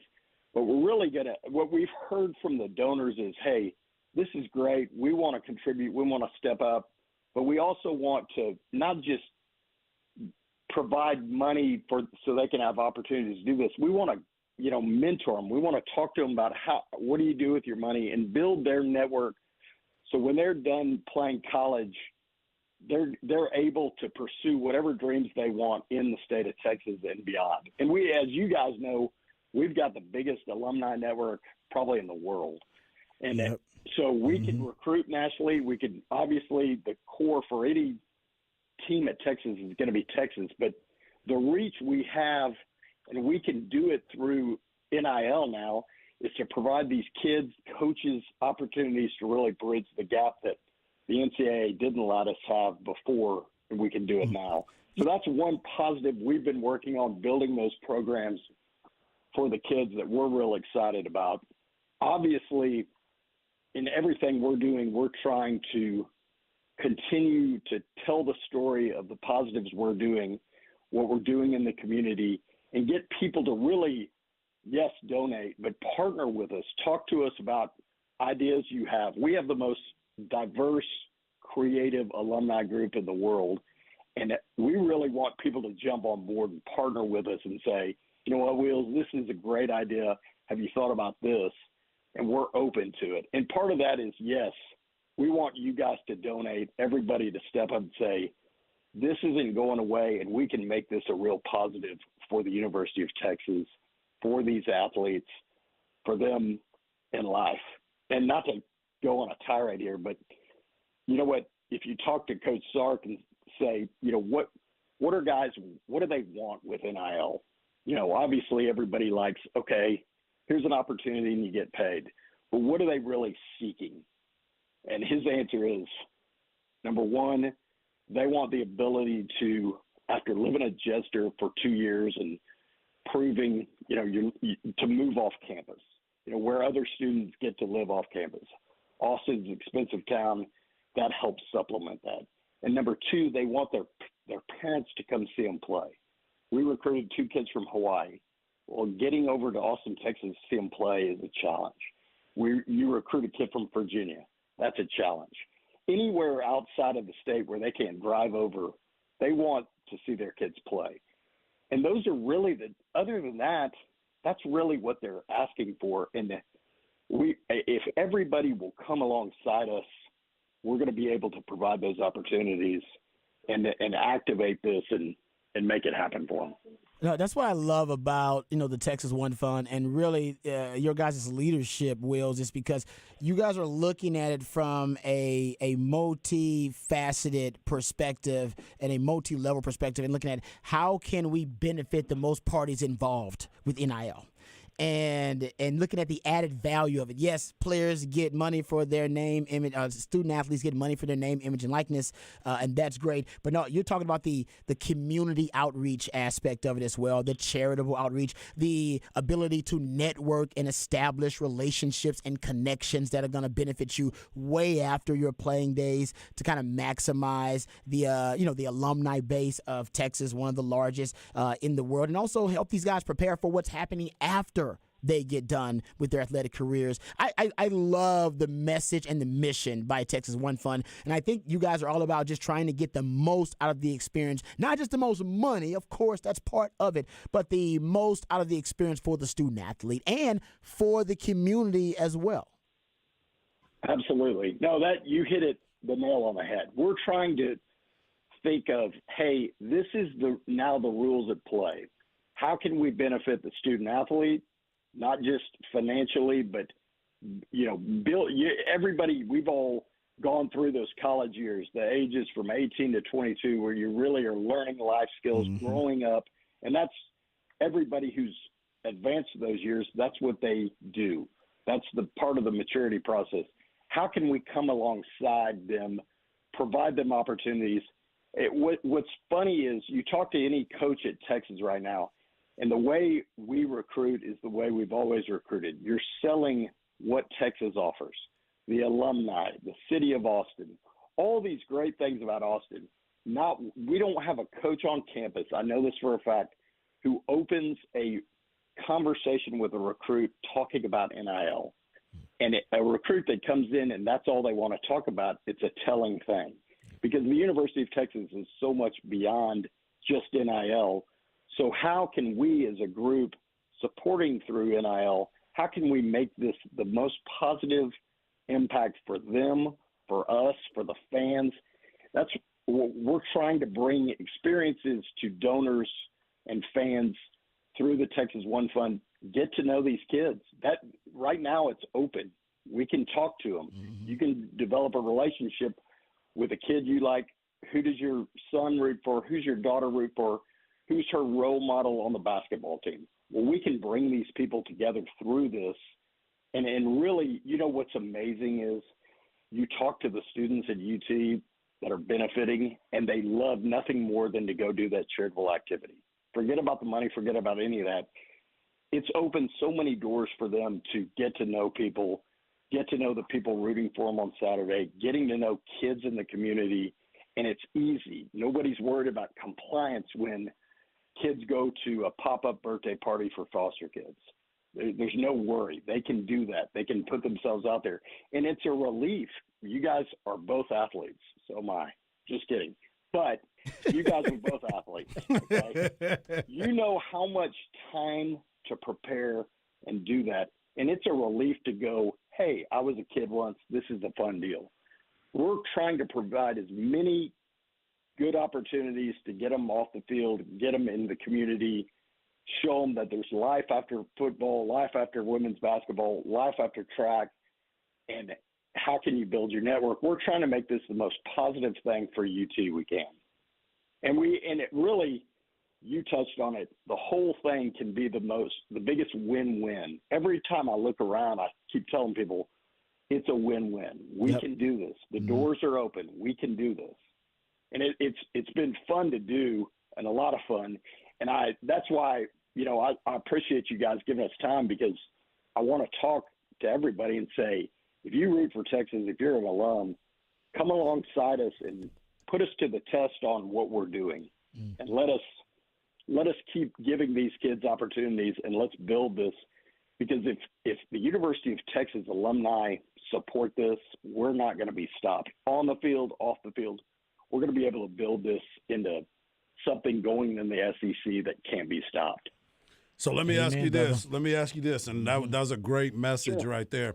How do people become part of the Texas One Fund? What can they do, and where do they go to contribute to this Texas One Fund? Because as we talked about before, a lot of people think that as part of the foundation, this has zero to do with the Longhorn Foundation. This is something totally different. So I know that the question is always asked, well, what am I giving to the foundation for? And then I got to go over here. Something totally different. So tell them how they need to get there. That's right. Well, really, the easiest thing to do is to start off and go to www.texasonefund.org, and from there you can donate. But really, there are a lot of ways, and you can contact us and give us what you want to do. How do you want to get involved? How do you want to partner? And if you want to give money, great. But I do think it's important to mention that the Longhorn Foundation is actively working on our behalf. So they're out soliciting, CDC's out soliciting, talking to people about and educating them about NIL. So we're not at odds, but it is different. We're not a part of the university, although the university can solicit on our behalf, and luckily they have. And Coach Stark's gone out. He's gone to Houston. He's gone to Fort Worth. He's going to all these cities to talk about the importance of what we're doing and ask people for their support, which has been awesome. And the assistant coaches are the same way. RT last night talked to a group of people about helping the Texas One Fund. So we're in that place where we're trying to do it the right way, and anybody that comes on, I mean, we really are reaching out, thanking people, trying to bring them along, not only with donations, but in a meaningful way, because we really can.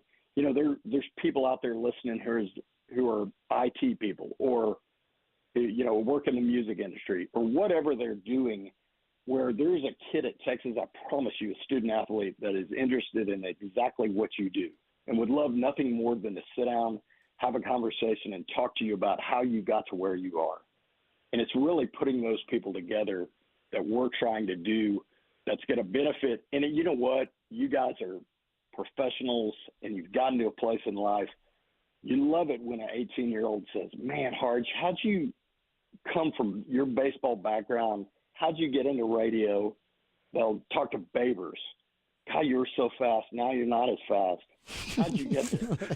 That's where we're trying to Coming meet. from somebody saying name is Wheels. That's exactly right. For every $10, I'll race Babers in the parking lot. We'll just do a fundraiser that way. I love I'm down, brother. Anything for the people, brother. Anything for the people. You bet. That's it. You bet. Well, we appreciate you jumping on with us. And if you don't know where to go to TexasOneFund.org. That is TexasOneFund.org. TexasOneFund.org. They have all the information there, and they have a mission. Their mission is to maximize positive community impact by helping Texas collegiate athletes succeed. I think that's a great mission, man, and we thank you so much for coming on with us today. But most importantly, get us a win up there tonight in Fort Worth. 100%. We'll get it done, I promise you. Thanks, love it. guys. Appreciate you, all Wills. you guys do at the Horn. Thank you all so much for putting us on. I appreciate it, man. Thank you, for Wills. You're the jumping man. on with us. All right.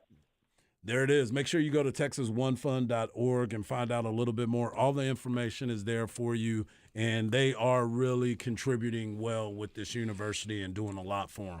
No, like I said, I love that it's all about, like I said, I've met with a couple of folks, including my man Wills, about the Texas One Fund. I love that it's all about they're trying to figure out how to get the most bang for the buck, and not in the traditional sense, but making sure it's a win-win for everybody involved. They want to see how can the community benefit from community outreach and charities. It also makes the players more accessible to the fans, because fans now have another way where they can get to meet these players, interact with them. The networking, I'm glad he brought that up. As a former player myself, that's important. Very the much network so. and the alumni base afterwards that are looking to help you out or looking to support you after you get done too. The life skills, mentorship. There's definitely Mentorship. that. It's You want to definitely get into mentorship, all that kind. I mean, so they're looking at it in a multifaceted way. I love it. I'm jealous. Wish I was a part of this type of project when I was in school. But Your I'm boy glad. would have came to Texas. Well, you were coming. Yeah, but I'm saying But your boy would have been on campus. then you would have went straight to the league. Exactly. That's true too. Exactly. but I'm really happy for them, and thanks to my man Wills for joining us. Great Harsh Knock Life there. All right, we come back. We'll just make fun of the Aggies on the other side. That'll be fun. Right here on Paul Don't Lie. I want to put on the horn.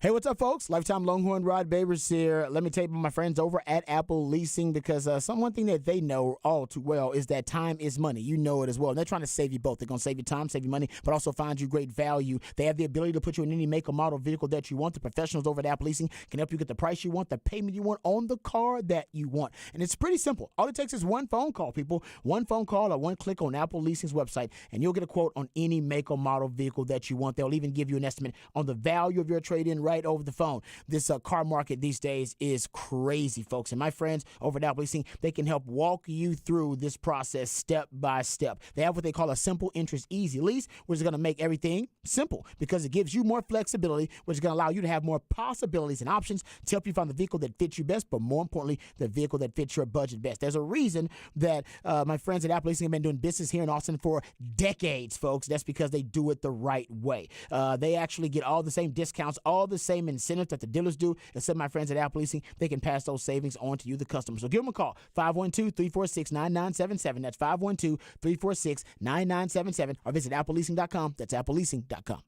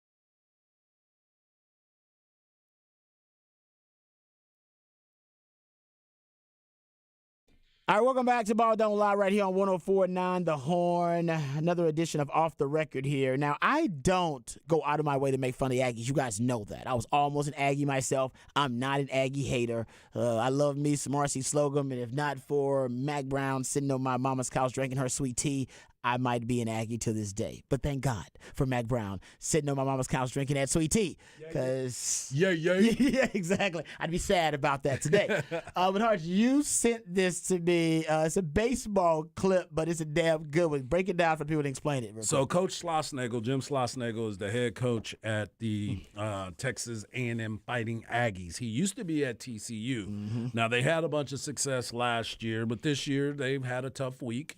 They've, like everyone else, it's a little bit slower start to the season than what fans would normally expect. Mm-hmm. But, and you know this as well, Rod, you don't turn on your own. And for Texas Aggies, Texas A&M Aggies, it seemed like they were turning on their own, and Coach Schlossnagle wasn't having it. So here's what Coach Schlossnagle was feeling during this interview.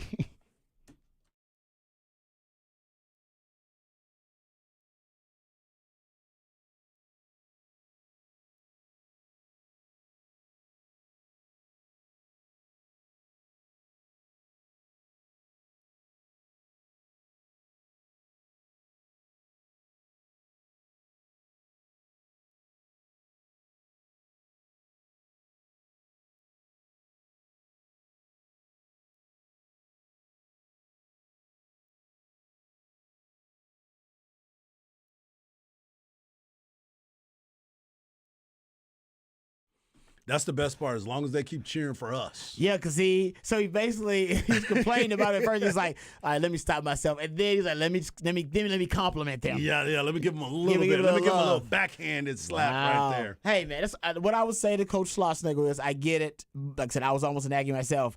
That's what the money's for, okay? Yep. You're going to complain about the Aggies and what they're doing. Everybody knows how the Aggies are. Don't act like you didn't know. Yeah. All right? You've 'Cause been you coaching in competed Texas. against it. Exactly. You've been coaching against them for a while. So that's what the money's for. So quit your complaining. Yeah. That's what I would say. Yeah, it was interesting because they had a tough weekend. They lost to Portland. That's right. Portland, not the Trailblazers. Portland baseball team. They lost 2 of 3. That's crazy. To them. So those fans were not happy. Yeah, no, I get it. Yeah. Expectations are high. Very much but for so. him, he's got to understand that. And, hey, man, don't be complaining about the fans. When you showed up to the party. Exactly. Exactly. You're losing to Portland. Don't be complaining about the fans. Exactly. All right, we'll come back. We'll get into Texas baseball. No complaining about Texas baseball fans. They did show up and show out, but Texas still lost to LSU. We'll get into that. And Texas basketball previewing their matchup versus TCU tonight. All that and more right here on Ball Don't Lie on 104.9 The Horn.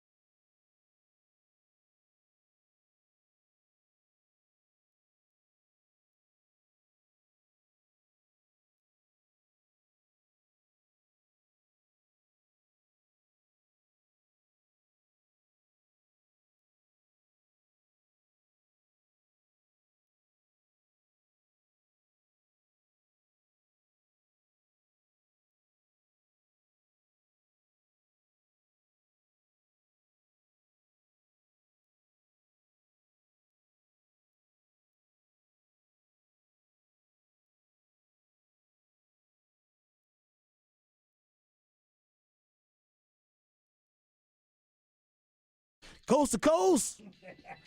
Welcome back to midweek movie music edition of Ball Don't Lie. Oh, my man Patrick outdid himself on this one. The midweek movie music feature is from Rocky IV. So my man Patrick picks songs from a certain soundtrack of a movie that inspired him, plays those selections for us for midweek movie music, and we're supposed to be able to guess exactly what the featured movie is based on the clues and hints from the songs. We got it, but it took us a little while. It took us until the 4 o'clock, but it was obvious after that. He Yeah, gave and I us told a you, they're softball. all obvious now. I love this song, actually. I remember the scene and everything. Oh, yeah. He coming in America. Yeah. This is actually Yeah. ends up being one of the better patriotic songs, period, that an artist ever made. Yeah, And it's I made love- for a movie. I love Roy Wood Until they Jr. go, if he dies, he dies. He does. No, I love Roy Wood Jr. has a joke about it, about how there's no black patriotic songs, and then they're like, living in America, and he goes, yeah, and he's just naming off places at the end of the song where it's safe to be black. Hey, don't forget, James Brown. Black people tried to cancel James Brown back in the day. did. Yeah, they did. All right, because he was he's rooting for Richard Nixon. Like he was actually supporting Richard Nixon. They ain't like that. All right, but hey, James Brown's one of the greatest black icons ever. Period, man. Can't question the blackness of James Brown. You cannot. That's how you know Never. they will question anybody's blackness. James Brown's blackness was questioned. You talk about the man who basically turned a whole era into "I'm black and I'm proud" of music, and That's his right. blackness was questioned because he wanted to support Richard Nixon. Just throwing it out there. Mm-hmm. All right, No, we so- did on President's. We did the President's Day one with Harge here. We played Funky President, where he was explaining to Nixon Exactly. that it was bad, and they needed help. But he was talking. He was like, "Hey, man, we're buddies." Yeah. No, it's just throwing it out there. And by the way, James Brown, my dad's favorite artist all the time. So I heard a lot of James Brown going on. people in the zone. Oh, James Brown, probably the first artist to just start mumbling on songs and just use sound effects. He would Hell, be a not- great rapper these Yeah, days. not only Migos. Hell, that's what Yeah, that's what they yeah. built. They built their whole, their whole little niche, if you will, on just kind of making random sound noises and sound effects during rap songs. And now a lot of rappers have their own signature sound effect. Like Yep. they'll, whatever, they have like a signature sound effect they make right during the song, and you hear it randomly. James Brown was doing that way back in the day before anybody else. Michael Yep. Jackson would do it a little bit too. Michael Jackson probably stole it from James Brown. Michael Jackson Probably. would make up random words and just start yelling and screaming and stuff. And James Brown first to talk to the band during songs too. Nobody was yeah. talking. He like, Mazio! yeah. Mazio! And he just randomly like dropping names, start talking to the band. It's like, who you talking to? It's like, they talking to the Making band. dinner plans during the song. Yeah, exactly. Yeah, no doubt. I love me some James Brown back in the day. All right, let's get to the Texas baseball loss to LSU. We'll break that down. We'll also break down the preview of Texas basketball on the road, men's basketball on the road versus TCU. Big game tonight. Raj rant of the day coming up next. And I did find my Rocky research. We're talking about Rocky IV today. I went down a Rocky rabbit hole once, so we'll get into that coming up, and I'll tell you why Rocky is has a special place in America's heart. We'll get to that coming up momentarily. But let's first, Harge, get to the Texas baseball loss to LSU. It was a disappointing one, and I said it earlier, and I hate to kind of rain on the parade of Texas Longhorn baseball fans who are, and they should be proud of the way their team competed last night. There are no moral victories for blue bloods. You can't be a blue blood and Correct. also claim the moral victory. If you're a blue blood, no moral victories. Can't do it. So Texas baseball, sorry. You can't really necessarily feel good about this one because you should have won it. Yeah, there was opportunities there. Yeah, there were opportunities to win that thing. That's why it also reminded me of Texas versus Bama, the football game, where Texas hosted Bama, which at the time, were they number one in the country at the time? Or number two? Alabama was either number one or number two, right Yeah. behind Georgia. I don't know. I can't remember at the time what they were. But you hosted one of the best teams in the country, and you played them down to the wire, and you had multiple chances to win that game and take that game, but ultimately the better team with the better players, they found a way to win the game in clutch time. And a term that you've thrown out a lot, and it echoes in my head when I watch baseball now, situational baseball. Yeah. And Texas has not been great And yes, situationally. and yes, Alabama was number one They're at number the one? time. Okay, there you They go. were number one at the time, Yeah. just like LSU was Okay. number one. It reminded coming me of in that at a little top. bit, right? Yep. And it was And in it's an SEC foe. Yeah, and it was in the last 2 minutes of the game where you Yep. lost the game. Yep, And Texas exactly. lost his game, top of the ninth? Top of the ninth with a 3-run Jimmy Jack, ball that was still traveling right now. But yeah, there's situations that we have seen happen with this team from the very beginning. There's been so many opportunities, even with the games that they lost at Arlington, where they went 0-3. It was a 3-2 ball game against Arkansas, who was one of the top teams in the country at that time, and they made a bunch of errors in one inning against Vanderbilt, and they could have won that game.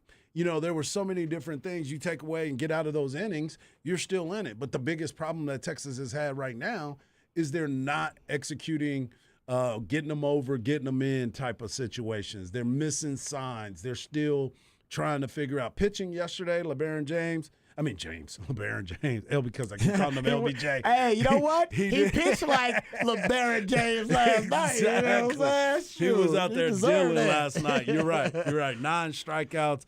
He was clutch. Matter of fact, he was dealing so well that people were like, why are we taking him out? Why are we taking him out? And the reason why he took him out, he was already at 92 pitches. That's not who he is just yet. He may be that guy that we'll see on the weekend. You follow him and Lucas Gordon together and have those guys go out there on a Friday and Saturday. You're going to be in the ball game. You still need to hit at the plate. Yep. We've got guys that are experienced, that are older, in the top 3 spots in the batting lineup, actually the 4th. Even using the catcher Gilmet, he's been doing great behind the plate. I've been impressed with the way he's handled this pitching staff and the way he's been going about his business. But a lot of these younger players, because young players are all over the country, there are a bunch of young guys that are playing for every single team in America. You have to go out there and perform at this point. And if you're coming to the University of Texas and they recruited you, the standard is always high. And you're going to go there. There's no growing pains. It's automatically get out there and be prepared to play. Because if you're on the field, that means you're good enough. And if you're Texas. yeah, exactly. And if you're not good enough, then when the recruiting is another conversation. You know what I'm saying? That's something totally different. But the players that are there now, you have to go out there and perform, period. Well, you're good enough because I just watched you play the number 1 team in the country down to the wire. Exactly. And you let one pitch get away from you in the 9th inning. And but that's what happens. Hey, like going up against Bryce Young, Heisman Trophy winner, might be the number 1 overall pick. Exactly. You let one drive get away from you. You had a Ryan play to Watts play on him. Could have had a sack on him, didn't get him. He run. That's the way it happens. Yep. Your margin for error is so minuscule when you're going up against elite competition like that. Absolutely. And yes, Texas did play a really good game, and we can LeBaron Johnson, you got to start by giving him his props, man. That was that was a big boy, grown man performance by a guy who was like, I want to play in the big league. So this is how this is my standard. All right. The rest of y'all got to create y'all. But my standard is I'm pitching at a big league type level. He had 9 strikeouts, so he was great. And even the 3 relievers after him. Kept that scoreless tie. Yep. But, so you let, a one pitch get away from you, and it came back to haunt you. So for Texas, I think situationally, though, you've talked about it. They got to be better at the plate. I heard my man Jeff Howe and Cameron Parker on Light the Tower. Shout out, great show from 10 to noon right here on 104.9 The Horn. And they brought up the really good stat that is a mind-blowing stat. That Texas baseball now 11-60 with runners hitting 11-60 with runners in scoring position. Which is why you don't have a bunch of runs being scored this year. Wow. When you start looking at the games, Texas loses 3-2. They lose 6-5. They lose 12-2. They win 12-2. They win 4-2. They win 5-2. They lose 4-2, and they lose 3-0. And now they're going to Cal State Fullerton this weekend. All the games will be on ESPN Plus. But, of course, you can hear it on 104.9 The Horn right here. So this is going to be a big challenge for them this weekend. And hopefully they go out there and scratch some wins across and come back home next Tuesday for Sam Houston, play a game against Mercer, and then a weekend series against Manhattan. Yeah. So you're going to have all of these opportunities to be able to rectify some of the situations that you've had. But, Rod, this is a long season. This is going to be something. And it may be even a longer season if they don't handle their business. If they don't go out there and do the things that they're supposed to do to get themselves prepared each week, night in and night out, especially when you're facing the top competition that you have been, you got to be able to represent. And just in case everybody was wondering, what you saw last night is what you're going to see every week moving forward when you get into the SEC. Speak on it. These are the teams that you're going to have to go against because that's one team. They all look like that in the SEC. They all look like that. They all, when they get off the bus, you're like, are they hooping? Are they about to go out there and play a basketball game? So like it's football like, players come too. on, man. Exactly. Exactly. That's a good point to bring up. So Texas baseball looking to learn. They're a young team too, so looking to learn. And like I said earlier, if the things that are beating them right now, which are situational baseball, you bring up, the inexperience is a big part of it as well.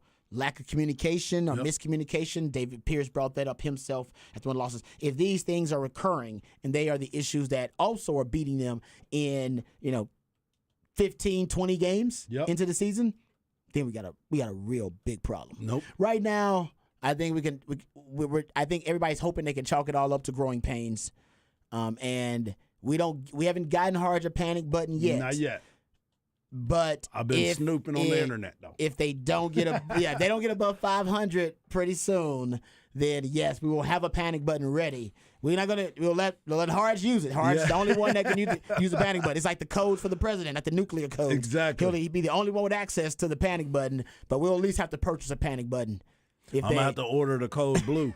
Gotta have one in the crib, man, That's just right. in case we gotta hit it. It needs to make a cool noise. So, It definitely will. Patrick, you're the ideal there. I think maybe I got some ideas. You got some ideas? All right, so Patrick's always hooking it up. Okay, let's get to Texas basketball here, gentlemen. Huge game tonight for Texas basketball. We just talked to my man Wills of the Texas One Fund. He started out the conversation talking about how big the game it was. Yep. So I'm assuming he will be there in the building on the road at TCU. And to me, it's a lot of it comes down to how can Texas score consistently on the road in the Big 12? Because the Big 12, to be on the road in the Big 12 is a Herculean task. I mean, Texas is essentially an average to below average team on the road in the Big 12. I think most teams are actually in the Big 12 if you look around. But at home, they're a juggernaut. Same thing with TCU, who is 13-4 at home. But I love this stat. Texas 17-0 when allowing 74 points or fewer. 5-7 when allowing more. Defense got to come to play against TCU. And you go look at it, TCU, they're 16-1 when scoring more than 75 points, 3-8 when they don't. So Texas defense got to show up. But I want to say it's easier defensively, at least schematically, matching up against TCU because their three-point shot is not a threat. Yes. They're 348th in three-pointers made, 355th in three-point percentage. And so I'm not saying they can't get hot from three-point range, but it's definitely not where their strength is. They want to score mid-range and in the paint. This is a game that is going to – two ways this game is going to play out. Either it's going to be an up-and-down track meet, and whoever has the best endurance is going to win this game, but it's also going to be a very physical game. It has the opportunity to be a very physical game because of the fact of the free throw shooting. If Texas gets to the point where they are trying to shoot a bunch of mid-range jumpers or three-pointers and not attack the rim, this could be a long night for Texas basketball. I think that they need to go at them the way that they will attack them and try to spend a lot of times at the free throw line. Yeah, you got to go to the free throw line. I mean, Eddie Lampkin is the type of guy that will give you fits if you let him stay on the court for too long, beating you up in the paint, and he can get your big guys in foul trouble as well. So I think when you want to run switches out on him and try and get him to try and play on the perimeter, it's easier to get him in foul trouble that way. Or just drive right at him, but you want to try and get those guys in foul trouble. I'm also going to tell you, you're going to have to watch out for Emmanuel Miller tonight. Yep. And I know he's a good player. He's also a senior. And as we know, it's the end of the season, so tonight's senior night. So Emmanuel Miller is going to be trying to show up tonight. He doesn't shoot a lot of threes, but he shoots them over 40%. He is somebody that is going to try and make an impact, especially if the Longhorns do what they've done a lot, which is try and basically take Miles out of the game.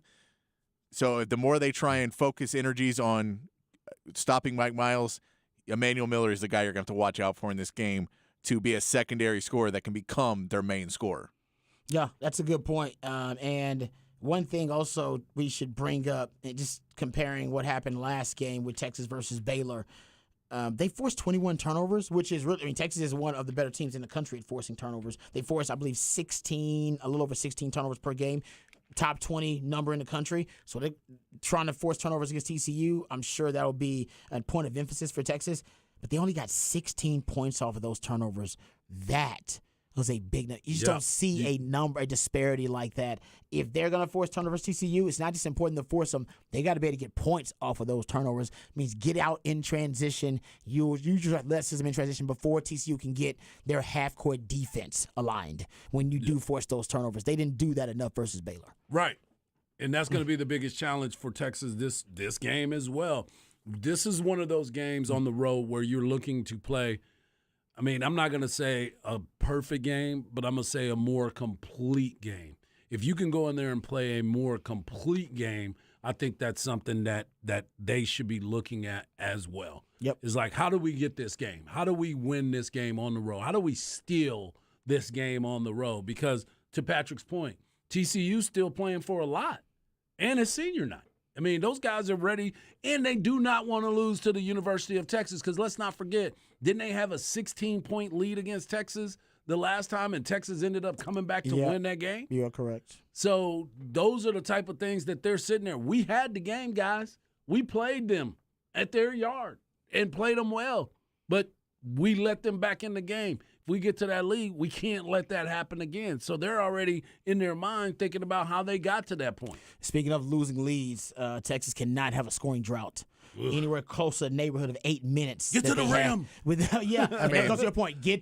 How about this? Have a plan for the drought. Anticipate it. Be ready for it. It's coming. Have a plan ready for it, and the plan should be get to the free throw line. You didn't do that enough versus Baylor, and Baylor they end up making more free throws than you attempted. Yeah, the fact that you can't get to the free throw line on a shot in 8 minutes, 2 media timeouts worth. Two media timeouts worth. That's absurd. It is just. That's one of those things where it's like you can yell at somebody all you want. You have to change up approaches and coaching when you get to that point because clearly nothing is getting through to some. They're just shell-shocked, and it's only getting worse. You have to find a way on the road today to not get into that rut of once things start to go bad, they compound. A spiral. Yes. Down, downward spiral. And that's what we've seen on some of these droughts where they're just not even getting shots up because they're passing the ball around. They start to slow down instead of trusting themselves and going fast, which is when this offense is clearly at its best. Yeah. Yeah, that's a good point too. So as long as they got a plan for the drought, because whenever it comes, they should have a plan for it. And when they come out of timeouts, is Texas, because you guys watch a lot more college basketball than how are they coming out of timeouts with set plays? Better defensively than offensively, Yeah, but they don't just run a about to lot of say. set plays Like offensively. offensively, coming out of a Because they're timeout, just like, hey, They don't do gotta it, get a bucket. period, anyway. Yeah, they're just not a really good half-court offense. Yeah. Like, that's the problem is the guys they have all had to learn how to play off ball more.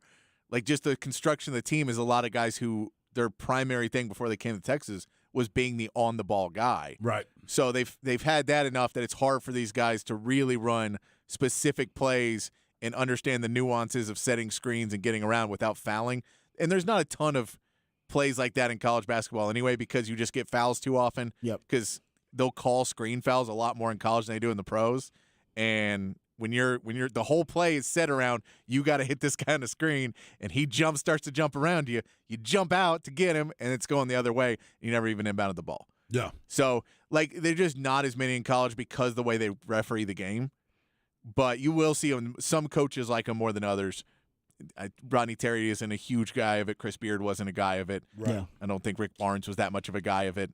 Yeah, it's And not. Shaka Smart wasn't that I think big of a every guy. coach has it's their strength. Like they It's like have, some and coaches, it's their they strength. normally have a few that you have in like do or die. If this is in the tournament, we might use it. Yeah. But once we use it, everybody knows it, so we can't really use it a lot. That's a good point too. It's like a That's- trick play in football where you're like, well, yeah, once we do the Philly special, You don't want to waste it. every team knows it and every team can do it now. And they'll be looking for it. Yeah, I'm just thinking about having that drought and having more set plays coming out of timeouts, whether it be Yeah. TV timeouts or your own timeouts, that will at least get you a bucket or get Yeah, you but get you to the that's- free throw line. and but you that's- can see it could just be mentality more than anything. Just be aggressive, and they're not. Yeah, exactly. aggressive. And that's what you need to be. You just need to be more aggressive. I will give you a couple notes about other things in Big 12. Kansas will beat Texas Tech last night at home, which means they do have a share of the Big 12 now. So Texas can win tonight, win against Kansas.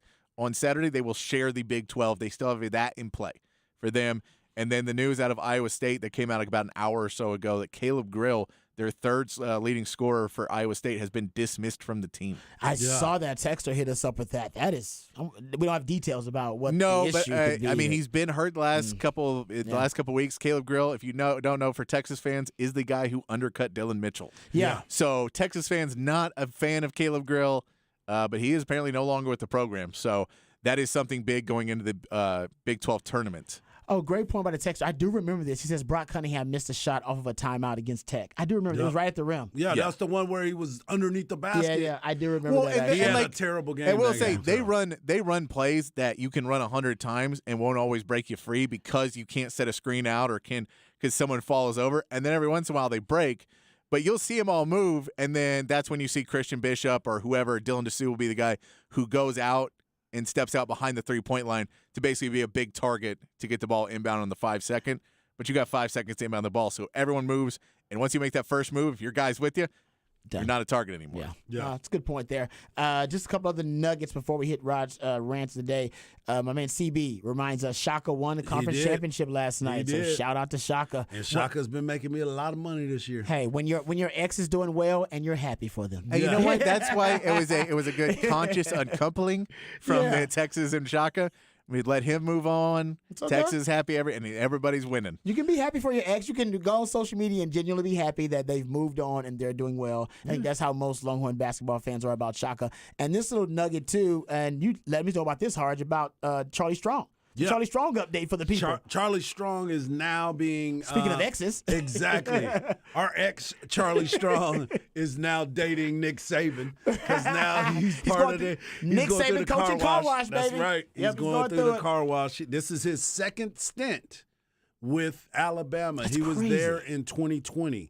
Speaking of I 2020, forget about that. Steve Sarkisian was there. Coach Sark was there 2019 and 2020 before he came to the University of Texas. Oh, Sark went through that coaching car wash. Oh, yeah. Got washed clean. He Got got a clean. brand new gig at the University of Texas. Got cleansed. Major Applewhite has been cleansed. Yeah, via that coaching exactly. car wash. Bill O'Brien. Bill O'Brien recently. Yep. He was cleansed. Who else was that? Lane Kiffin. Lane Kiffin Don't was forget there. about Lane Kiffin, That's man. right. He got washed clean. That Nick Saban coaching car wash, it'll do you right now.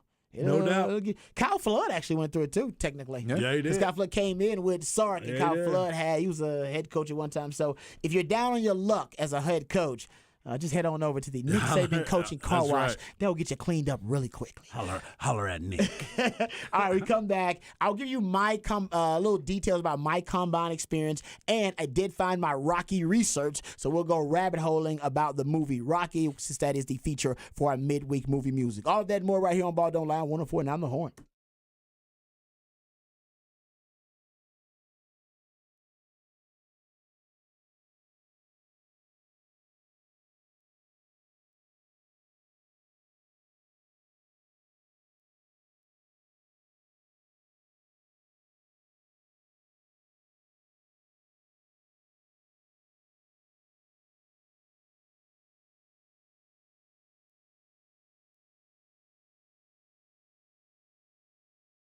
Hey, what's up, folks? Lifetime Longhorn Rod Babers here. Austin is a beautiful city, thanks in no small part to the skilled craftsmanship of Iron Workers Local Union 482. They've been helping shape this great city since 1935, and as the city continues to grow and thrive, so does Iron Workers Local Union 482. They don't go to the office, they build it. So if you're looking for an exciting new career, you can become a member of Iron Workers Local 482 and accept the challenge of becoming the best version of yourself while helping shape Austin's economic development. Iron Workers Local Union 482 are hiring 3,000 people. That's right, 3,000 people right now for a huge project. So become a member of Iron Workers Local 482 and take pride in the type of teamwork and craftsmanship that helps shape the future of this great city. Maximize your potential and be your best self today by applying at ironworkers482.org. That's ironworkers482.org.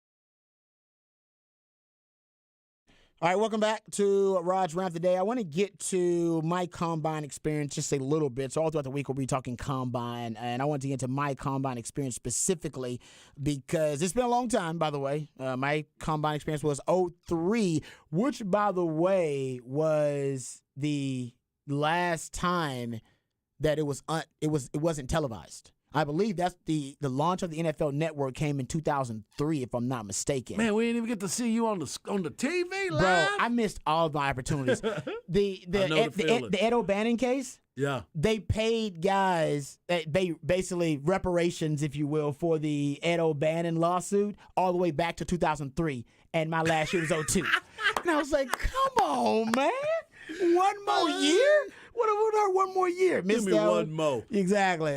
So NFL Combine, yeah, I was not on television. I don't know if my performance was worthy of being on television anyway. But 2003, they started putting it on NFL Network, and we know now it's a primetime made-for-television event.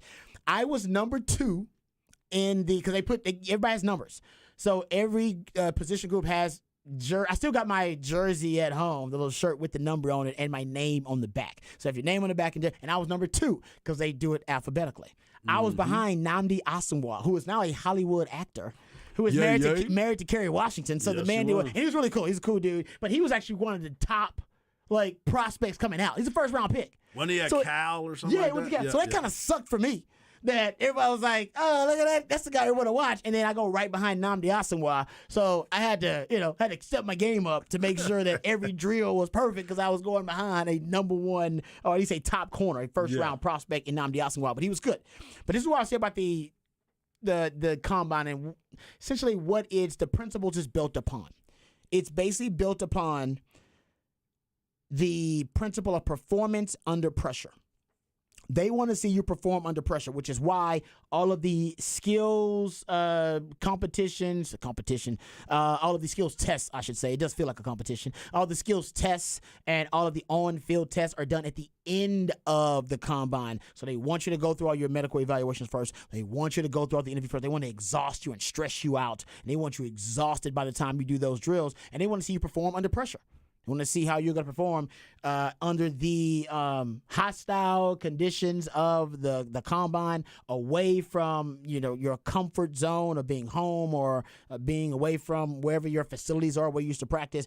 And they want to see if in that environment now, especially making it a prime time event, cameras on, if you on that big stage can perform at a really high level. And that's what it's about. And they increase the pressure day by day. You're there for about 4 days. They want to increase the pressure every day. I was roomed with an Aggie. They roomed me with Sammy Davis, which made no sense. If it was based on alphabetical order, then I should have been roomed in with Nnamdi Asomugha. If it was, it didn't make any. My room assignment didn't make any sense other than let's stress him out. Let's see if we can stress him out. Put him with an Aggie. Put him with a rival. Let's stress him out even more. Add more pressure. They want to add pressure to it as much as they can. See how he reacts. See how he reacts, right? The medical evaluations. Have you ever seen the movie Fire in the Sky? You guys ever seen Fire in the Sky? It's a movie about alien abductions. It's a very graphic scene in the movie where the aliens are abducting him and certain stuff and all types of body parts and orifices and all kind of stuff. Well, that is essentially what the medical evaluations at the combine are like. You have all these strange men around you, all right, poking and prodding you. And they used to do it in teams. I don't think they do it anymore. They do it in groups. So they'll have 4 or 5 teams in one group, and then the next round of evaluations is 4 or 5 different teams in that group. But no team trusts the other team's evaluation. You're not going to trust the Cleveland Browns doctor to evaluate the prospect that you like, right? Hell no. So they all want to look at the knee injury. Let me look at that knee injury. Let me take a look at it. Let me pull on that thing. Let me see. And let me see. Let me check it out. So you're going through 4 or 5 hours of just medical evaluation of different human beings just pulling and tugging at you. And they don't introduce themselves. There's no bedside manner. There's nobody going, so would you mind if I grab you? Mind if I? No, they just started grabbing stuff. Just grabbing. Get off me, man. Just grabbing it and telling you about injuries that you didn't even know you had. Oh, yeah, you broke your nose when you were 13. Like, what the hell? I broke my nose? Did I really? Yeah, you did. Where did that doctor come from? It is the wildest, most surreal job interview of your life, right? And speaking of interviews, the other stressful part is the interview process. And we all know they used to ask these really crazy questions like, do you find your mother attractive? And do you like men? Is your mother a hooker? And when did you lose your virginity? Well, because of workers' rights, probably more than anything, but also because of social media now and because of the sports industrial complex and all of us following the combine the way we do, they don't ask those inappropriate questions anymore. I think we're about 4 or 5 years removed from them asking those inappropriate, offensive questions, asking about sexual orientation and gender. And it's like, hey, guys, just so you know, we're in a new era now. We're in an enlightened era where, that actually is something that people are wrestling with, and you cannot be mocking it or making fun of it during the interview process of the NFL. So you don't get that anymore, but back in the day, I think the craziest question I got was, when was the last time I wore women's underwear? They said, you guys at Texas love to smoke weed because Ricky smokes a lot of weed. So when's the last time you smoked weed? So those are two of the random crazy questions I asked. But guys have been punched in the chest when they walk into an interview. I'm not making it up. Guy was punched in the chest before, and that was their way of trying to elicit a reaction from him to see, like, hey, man, how are you going to respond to us punching you in the chest in a job interview? All right, so the NFL, they've cleaned up that process, but to the point where... Thank goodness. Yeah, I believe DeMaurice Smith and Troy Vincent, they wanted to abolish and dismantle the entire combine process because of the lack of dignity and respect throughout the process. So they've tried to have more dignity and respect throughout the whole damn thing. It's so dehumanizing, and they've now kind of realized that aspect of it. Speaking of dehumanizing, there's catcalling. You are in a stadium with grown men in the stands, and they are looking at you in you got some bison tights on, just like some running shorts on. They're tights. And then you got your T-shirt on, which basically has your name and your number on the back of it. And you'll get catcalled straight up. Hey, Babers, turn around for me. I told you he had a high booty. Look at his calves. Look at his thighs. Damn, I like his thighs. He looks good. Hey, come over here. They'll ask you to, like, get out of line and come in for a second. Let me look at him. Let me holler at you. It's crazy. Yeah. It is wild. Straight up grown men catcalling other young prospects about body parts and how good the body parts look. Like your pecs, love the way your arms look. I guess it's like women. I guess it's a compliment, but I'm sure women don't like being catcalled on the street for some dude talking about how she good she looks in that skirt. You get that at the combine. Damn, man, look at them thighs. Ooh, they bigger than I thought. Oh, yeah, can't wait to see him on the squats. It's like, what? This is crazy. That really happens. They heckle you. I was in a drill. I was actually in a drill for the DBs, and because the quarterbacks, basically your drills are thrown by the quarterbacks who are at the combine, not coaches. Right. So they're trying their hardest. They're all throwing rockets, lasers for every drill. And, I mean, it'd be nice to just put it out there. No, they're throwing late because they're trying to show off their arm strength in these drills. So I actually split the webbing in my fingers with during one of the drills, and my hand started bleeding profusely, like just bleeding. I take my glove off, and I went to the side. There's a trainer. I went to the side. I was like, "Hey, my hand's bleeding, but I got to get back because I'm not good enough to miss drills." Rob B's draft stock is dropping as we speak. The longer I stay over here with you, my draft stock is plummeting. Okay, so I need you to let me go back out there because they told me I had to leave because I was bleeding on the ball and everything. So I went over. She's like, "You need stitches." I'm like, "Stitches?" I'm like, "Hell no." I'm like, "Can I just go out there and put my glove on?" She's like, "No, we can't allow this to happen. Like you got to get some stitches." I'm like, "Damn." So I leave the drill to go get stitches. On my way to like the training room or whatever, I got grown men like, look at Babers. Babers leaving. He told you. He ain't coming back. Ready. He ain't coming back, man. He one of them Texas boys, man. You know, they country club. He ain't going to be back. Like, look, you being heckled on my way to the training room. When I came out, they were like, "Hey, Robbie, coming back, baby. I like that." Yeah. So showing a little heart there, player. Yeah. So there's a little heckling going on with that too. So it's just truly a surreal, strange process the entire time. But like I said, it's all built on trying their best to see how you perform under pressure. That's it. And if you're a player, you're pretty much in purgatory for the most part because you're not a player yet, so you don't have the Players Association representation. You're not a student athlete anymore, so the NCAA doesn't really give a damn about you anymore. So you're in this purgatory, and in this situation, if you're a big time prospect, you probably can really manipulate the process the way you want to. But if you're not a big time prospect, man, you just got to go along with the meat market. That's just the way it is. Yeah. And I think now it's like I said, it's a lot more dignity infused in it now. But when I was there, man, it was wild. It was crazy. Is it though? I mean, like, is it changed that much to where I they're still don't know because I haven't yeah. been, so I assume it has. But based on some of the questions from 4 or 5 years ago, probably not. Right. That's what I'm saying. They're Yeah, still yeah. going to ask that because they're still going to put you in an awkward situation, see how you're going to react, see what your thought process is. Just like you said, they walk up to you and hit you in the chest, see if you're going to snap on them. They better be glad some of these people didn't snap on you because they wouldn't have been able to pull you off. They've had a couple of incidents recently. Right. You said the combine where guys refused medical evaluations or walked out in the Right. process of it, saying, "Hey, you examine me for 2 hours. I'm not staying here for 4 hours, whatever it may be." Dan Neal told a story one time about how Orlando Pace was there Ooh, I can and he believe that. walked out. He was like, I'm done with this. I'm I not can believe doing all this stuff. They're like, you're going to ruin your draft stock. And Dan Neal looked at everybody. He was like, I don't think he's ever going to ruin his draft stock. Hey, no, say that when you're. That's why I said those guys. I was saying, Right. I'm not upset that Bijan's running, but I would advise against it. Right. I think you need to start if you're a big time prospect, start asserting more power over Absolutely. really kind of the ridiculousness of the whole process and the combine and mock it. Yep. Deion Sanders did it originally too. Remember, Deion Sanders came there, ran his 40, and left in a limo right And after that. And then said, Yeah, that's it. Don't draft me because I'd asked Detroit if you would have drafted me, y'all would have had to put me on layaway. Yeah, exactly. Because I was going to you couldn't afford me. Yeah. No, Because he still had baseball too. He was playing baseball at the time Exactly. too. So I think guys should use Yeah. more of that leverage they have in the combine process and go, no, I'm not running. Yep. Nope, you got my data tracked, all right? GPS timers, I'm not going to run. You got my film. I'm not doing any of that. All right, if y'all don't want to draft me, then don't draft me. Right. All right, period. If I fall off of your big board because I didn't want to do some of these silly drills that you want me to do, then so be it. Right. Who cares? And I think that'll lead to the credibility of the combine being questioned more and more. Guys like Rod B, guys jabronis like me will always have to go and do the combine. But because it's a made-for-TV event, they want star power. Right. I was just about They to want say. star power. And that's why we need the stars like Bijan and Bryce Young to go, no, I'm good. I'm not doing that. That's for the other Jags and jabronis. Right. And then it'll lose some of its credibility. All right. That's what's right now. It's still the primetime television event.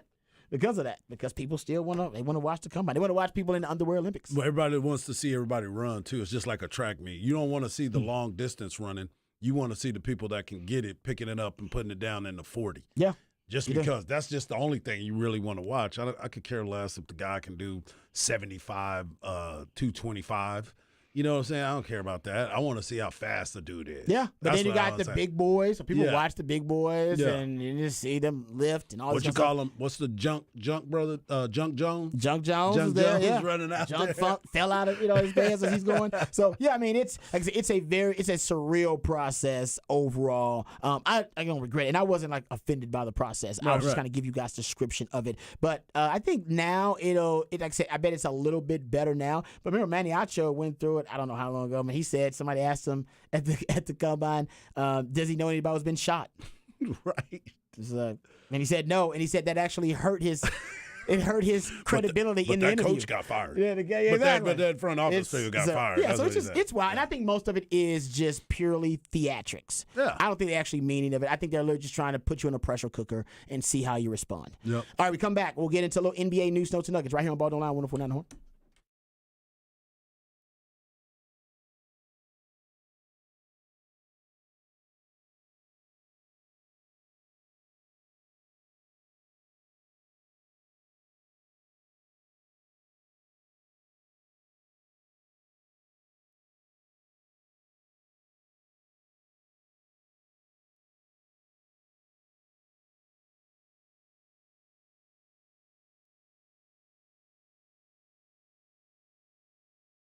Hey, what's up, folks? Lifetime Longhorn Rod Babers here. Let me tell you about my favorite tequila. It's Hot Cat Tequila. You guys know by now the cat stands for cinnamon, agave, and tequila, and the recipe just as simple, just as brilliant, and just as delicious. Just cinnamon, agave, nectar, and tequila. That's why it's so light and so smooth. It's a tequila lover's dream, and if you're not a fan of tequila, Hot Cat Tequila will make you a fan of tequila. It'll turn any event into a party, and every party feels like a celebration. So celebrate and turn up with Hot Cat Tequila. Once you try Hot Cat, you can't go back to that old cinnamon whiskey or that cheap tequila. you were ordering rounds of when you were just trying to get the party started. Turn up your party and turn up every party with Hot Cat Tequila. Remember, you can enjoy Hot Cat Tequila best served cold for a quick round of shots or to sip on the rocks. So visit cattequila.com. That's cattequila.com to find a store near you that sells Hot Cat Tequila or to find a bar near you that serves Hot Cat Tequila. Toast and turn up with Hot Cat Tequila.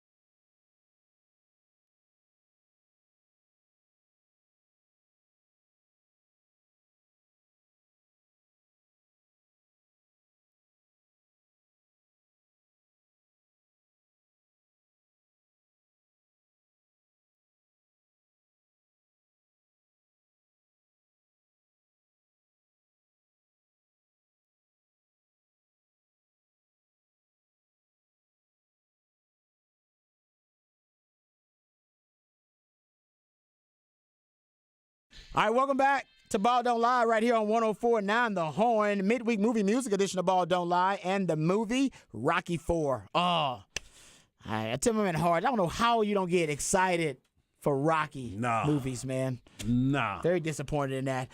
Maybe the Mavs could listen to a little Rocky Balboa montage music off one of the soundtracks from the Rocky movie to pump them up and get them motivated. They could have needed that in their latest loss to Indiana. Lost 124-122.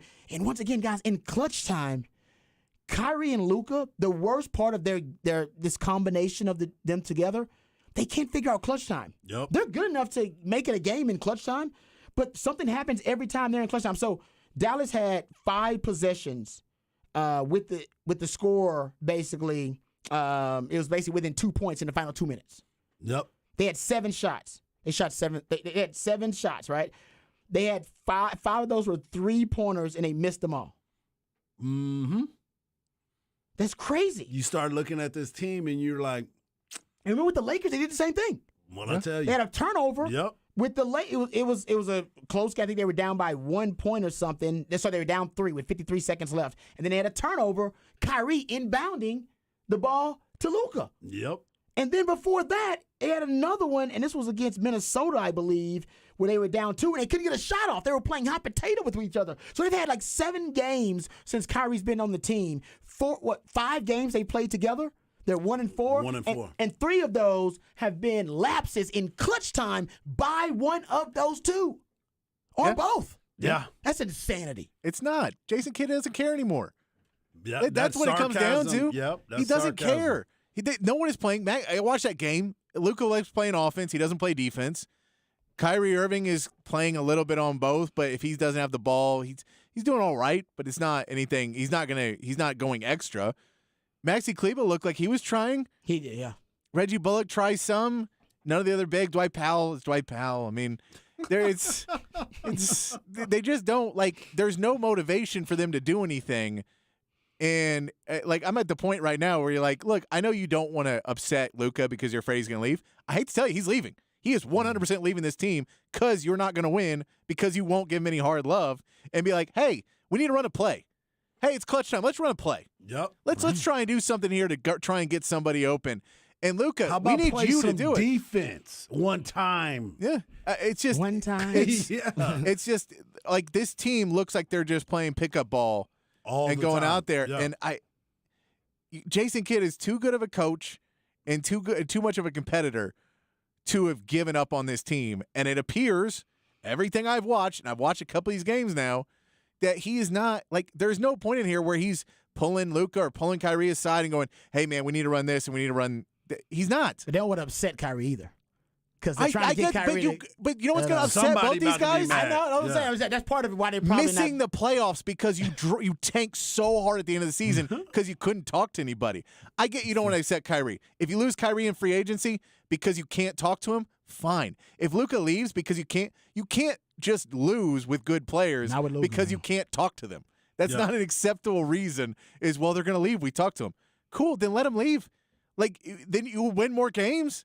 Then because you're not winning at all now. No. Like this team looks really bad in clutch, and all of a sudden they'll go Really on bad. runs because they'll go on runs when Luka and Kyrie are playing minutes where the other team's defense is lax, Yeah. and they catch back up into the game, and then the other team puts their starters back in and pulls further back out. They're Yeah. in every game in clutch time, though. Yeah. They're there. They just can't close it out, which is strange considering it's Luka and Kyrie. Yeah, they're also The one thing I did not Get worry about there. was clutch Yeah. time. they're with those also two. getting down in all these games and fighting back, which means you're tired in clutch time, which is why you're missing threes. That's Now, right. you shouldn't be taking threes in all of these. You shouldn't take 7 threes in a row. You shouldn't do those type of things. Hey, man, we missed 5 threes. What should we do? I don't know, another 3? No, how about we go to attack the basket? I mean, you were down 2. I mean, watch what the other team does to you and attack the basket.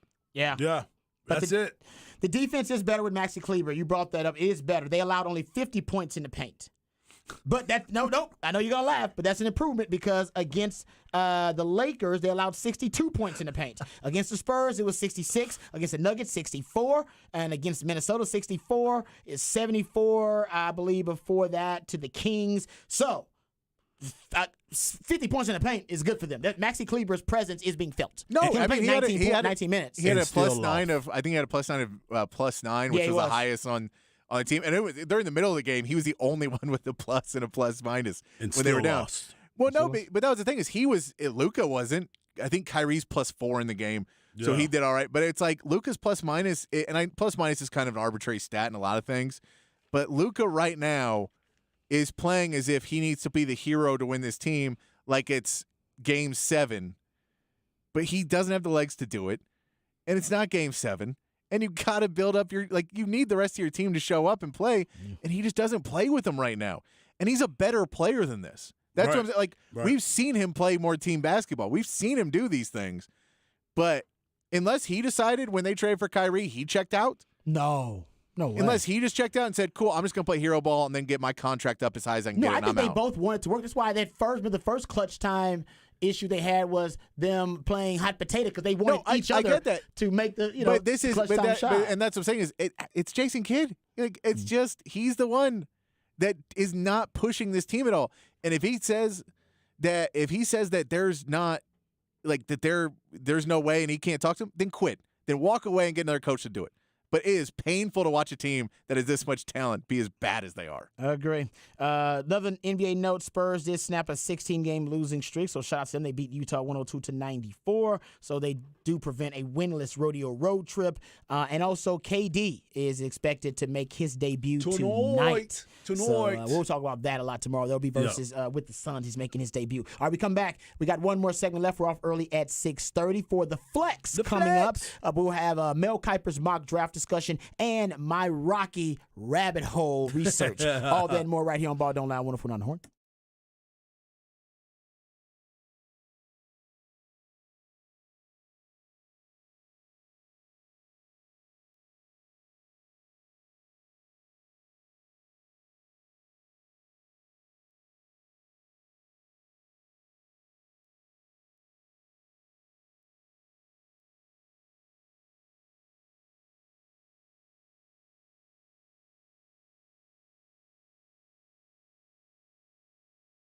Hey, what's up, folks? Lifetime Longhorn Rod Babers here. I know football season is over, but that doesn't mean that your winning season is over, because you can keep the excitement alive over at MyBookie. If you're tired of losing and the same old betting experience, you can upgrade immediately to MyBookie, the premier destination for online sports betting. Now, whether you just bet to earn extra money or to make the games more exciting, it doesn't matter. MyBookie gives you the most bang for your buck with their redesigned deposit bonus just in time for March Madness. That's right, it is March, and the madness is not far away, folks. So you can use the promo code HORN, HORN, to receive a bonus instantly to your MyBookie account. That's the promo code HORN, HORN, to receive your bonus. There's no shortage of games to choose from at MyBookie, and everyone knows that the postseason is all about points. So the best time of the year to hammer the overs is right now. And with every player out there trying to make a name for themselves, you also can look at those player props as a great way to find the edge. With so many brands to choose from and so many ways to win, you need a platform that makes it simple to bet and easy to use, like MyBookie. Bet anything, bet anytime, and bet anywhere. As long as you're betting with MyBookie, you're betting with the best.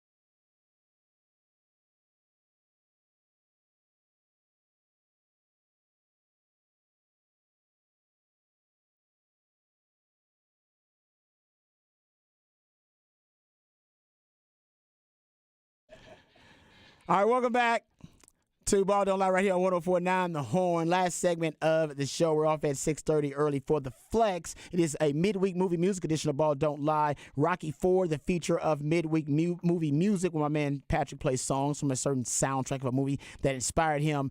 And this may be, if you're talking about one of the greatest movie montage songs of all time, this is in the conversation.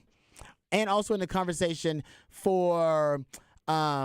what's the phrase? Not sports anthems, but great motivational sports themed songs.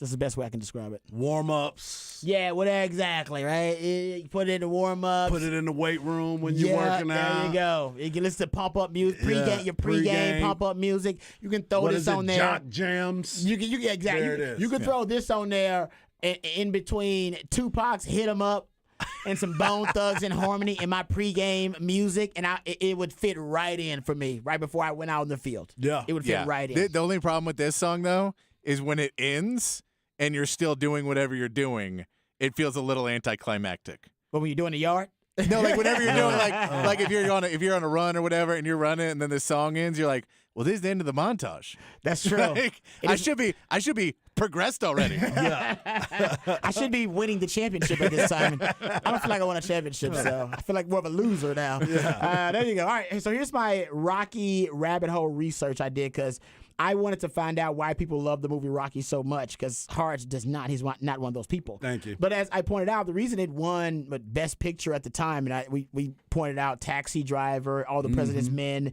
were also up for Best Picture.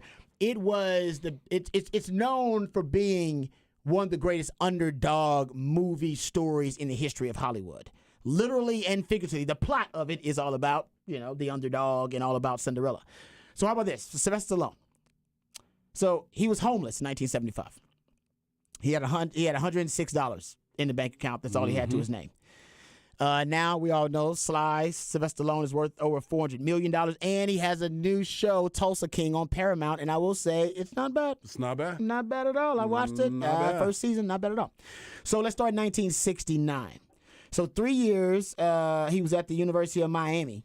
I know. University of Miami's got some big-time former alumni history. there. Yep. Sylvester Stallone dropped out of college, decided to move on to New York City because he's going to chase his acting dream. That's where, you can make it there, you can make it anywhere.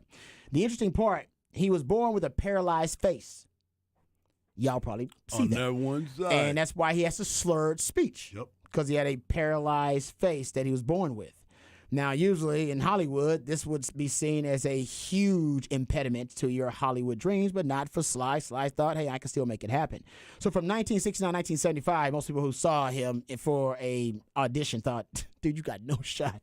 You got this slur working. You might be semi-attractive, but in a weird kind of way, it's got to be a lot going on there. So when he wasn't sleeping in the Port Authority bus terminal, because that was like his main place to sleep after he got evicted, he worked as a movie theater usher. And he cleaned lion cages at the zoo, actually. That was also one of his other part-time jobs. So he was homeless with no money to his name. He starred in a softcore porn that paid him $200.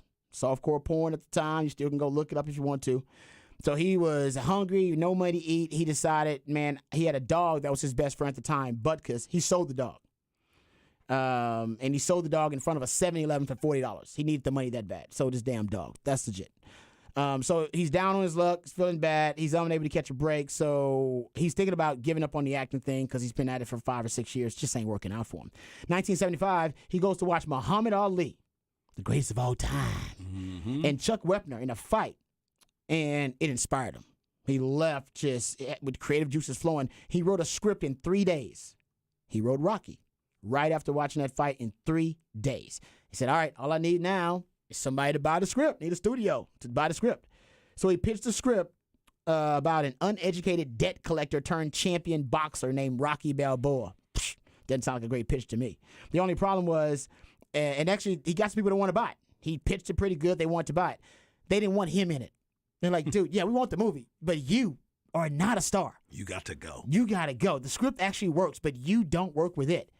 And they want to replace him with a popular actor. And they're like, you can be a producer, but we'll need a better actor on it. And he decided, Okay, so he's at 30 years old. He had just $106 for his name, and he was offered $360,000 for the script. That would be like $360,000 at the time. He's got no money to his name. He's sleeping in the Port Authority, the equivalent of $1.7 million today. And basically, the film would have to star someone else other than him. He turned it down. He was like, if I can't be the star of the movie that I'm writing, then I don't want to. I'm not making it. Right. It was insane. All these people, all his friends told him, dude, you are insane. You don't know you could you know what I mean you don't know a blessing when it's staring you in the face. So he said, no, man, I really want to play this boxer. I'm this character. I wrote the movie based on myself. So he was confident in his acting ability because he had started trying to act a little bit. He did the softcore porn, I guess was great. He accepted $25,000 for the script with the stipulation that he be the star. So $25,000 instead of $360,000. But at least he was going to be in the starring role. So he used $15,000 of that money to buy his dog back.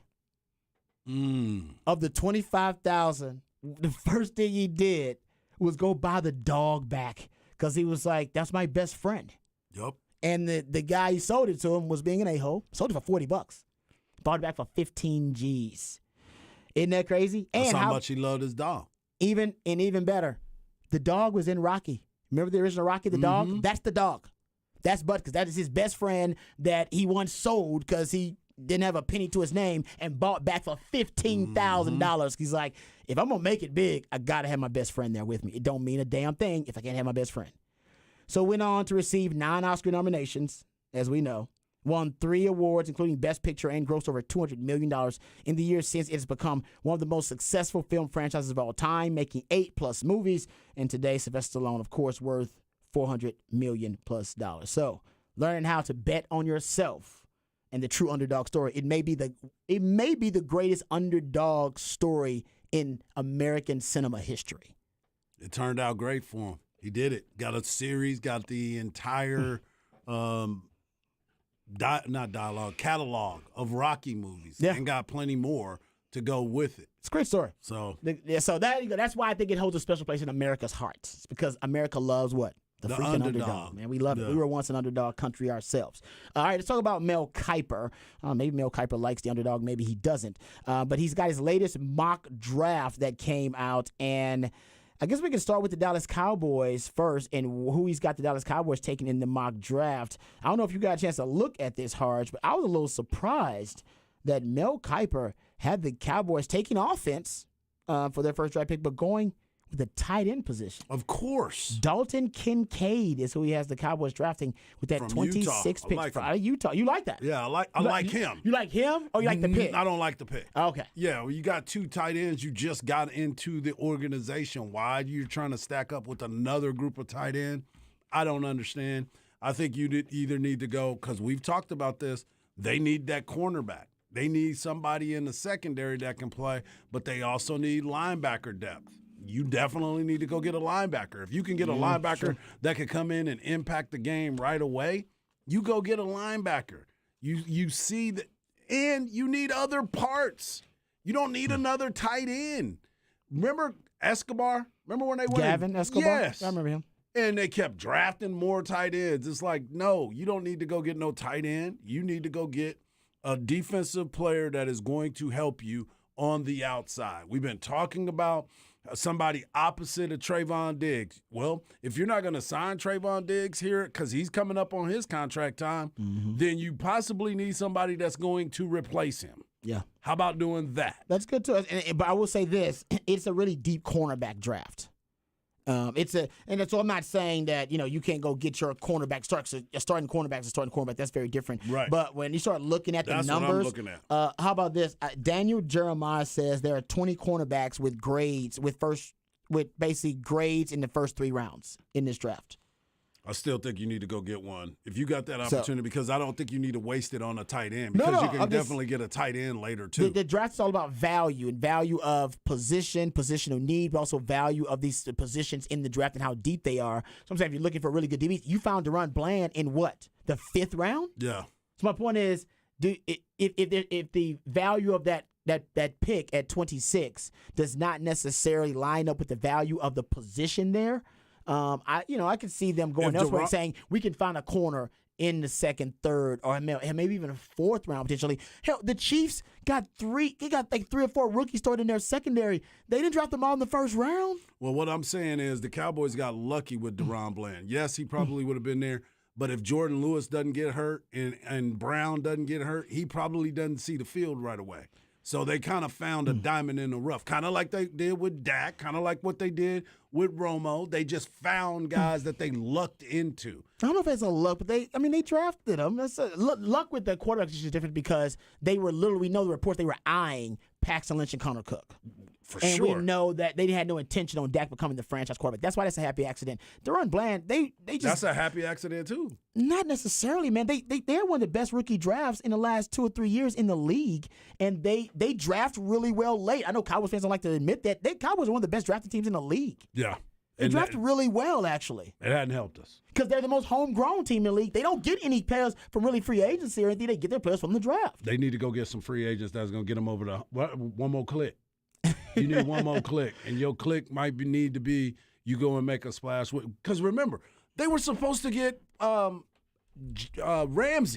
and they didn't take him. Well, they weren't supposed to. They drafted a running back in the first round, and that's a dang coaching mistake. As a matter of fact, Stephen Jones just said at the Combine recently, Cowboys vice president subscribes to the philosophy of running backs not being worth the value at the top half of the draft because they are not 10-year players, but he has no problem taking one at 26, he says, if the right guy is there and you have a need. And I guess that's Bijan Robinson potentially with Stephen Jones. Boy, and don't say that to me, though. No, that makes sense. Bijan Robinson at 26 is great value. Bijan Robinson at 6, not so much. Right. Like I said, you shouldn't be drafting running backs in the top 14 at the lottery of the NFL. But after the lottery, we get into the value conversation. And Bijan at 26, who Daniel Jeremiah says is teams considered to be a top 5 player overall in the draft. Todd McShay says he's the next Saquon Barkley. Jordan Schultz says that scout told him Bijan's the best running back in the last 10 years.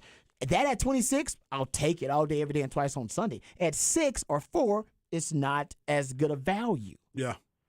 So Cowboys at 20, with Pollard hurt and you cutting Zeke, or at least you should cut Zeke. I think that's going to happen from all accounts that I'm hearing, that he is going to get cut. But still, I sit here today and say, okay, what does the Cowboys need at 26? What is an absolute home run draft? It's not tight end. No, it ain't tight end. It should be a linebacker. It could be a linebacker. It should definitely be a linebacker or even a cornerback at 26. They may even go D-line or O-line. Don't be surprised by that, too. Yeah, I'm cool but with you're that, too. You're talking about just more of a premium position. Yeah, and something that we definitely need as an impactful pick immediately. Unless Bijan drops to you. And then you'll take Bijan. Yeah, exactly, right? Because the Cowboys, that will make my heart so good. And the Cowboys make me feel so do have good. an organizational habit of trying to draft the best player at a position wherever they're drafting. Board. Yeah, they want to get, like, that's why they did with Des Bryant. They thought he was the best wide receiver. Tyron Smith thought he was the best tackle. Morris Claiborne, they thought he was the best corner. Travis Frederick, best center. Zeke, best running back. CeeDee Lamb, best wide receiver. Michael Parsons, best linebacker. Tyler Smith, best guard. So if they see best running back on the board, still available, they could very well take him. Mel Kiper also has the Texans taking. He's got Kiper. He doesn't specify what Texas gives up, but he has them moving up in the draft and taking Bryce Young, number 1 overall, with their number 1 overall pick. But he hasn't traded up, but we don't know what they give up in his scenario there as well. He's got Bijan going number 27. To the Buffalo Bills. If Bijan gets past the Cowboys, I think I would be a little upset. Yeah. And it could easily happen, but I think I'd be a little upset because that's great value for the Cowboys. He spent so much time in Dallas. He's been hanging out in Dallas. He's working out. I need Bijan to be a Cowboy. If he's any other team in the NFC and definitely in the NFC East, all bets are off. Bijan is the enemy.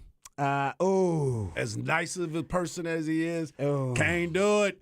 And you know what? I just saw, we'll get into this tomorrow because we won't have a ton of time to do it now. DraftKings, they did put out their best odds of teams who are going to draft Bijan Robinson. So they basically, they put odds on every slot in the draft and what slot is best and what team is best suited to draft Bijan Robinson. So we'll get into that tomorrow. Can't That'll be a wait. little bit of fun. We'll get into that and talk about some combine the conversations, and we'll get into some NFL news, notes, and nuggets. But also tomorrow we'll be talking Texas basketball as well, because a big matchup for Texas basketball versus TCU tonight. So we'll be reviewing that. Hopefully reviewing a dub. for Dubs them. up. We got the flex coming up next. We got my man Zach Lucero. We got man Cameron Parker and the Seed Nolan Hogan. They're gonna have Huddle head coach Will Compton on. Also in studio, they're gonna have the quarterback Will Hammond. Yep. Also, and the wide receiver Alex Green coming on. Yeah, buddy. Remember, the revolution will not be televised. We'll talk about it right here on Ball Don't Lie. We love you guys. We mean that. Take care of yourselves, but more importantly, take care of each other.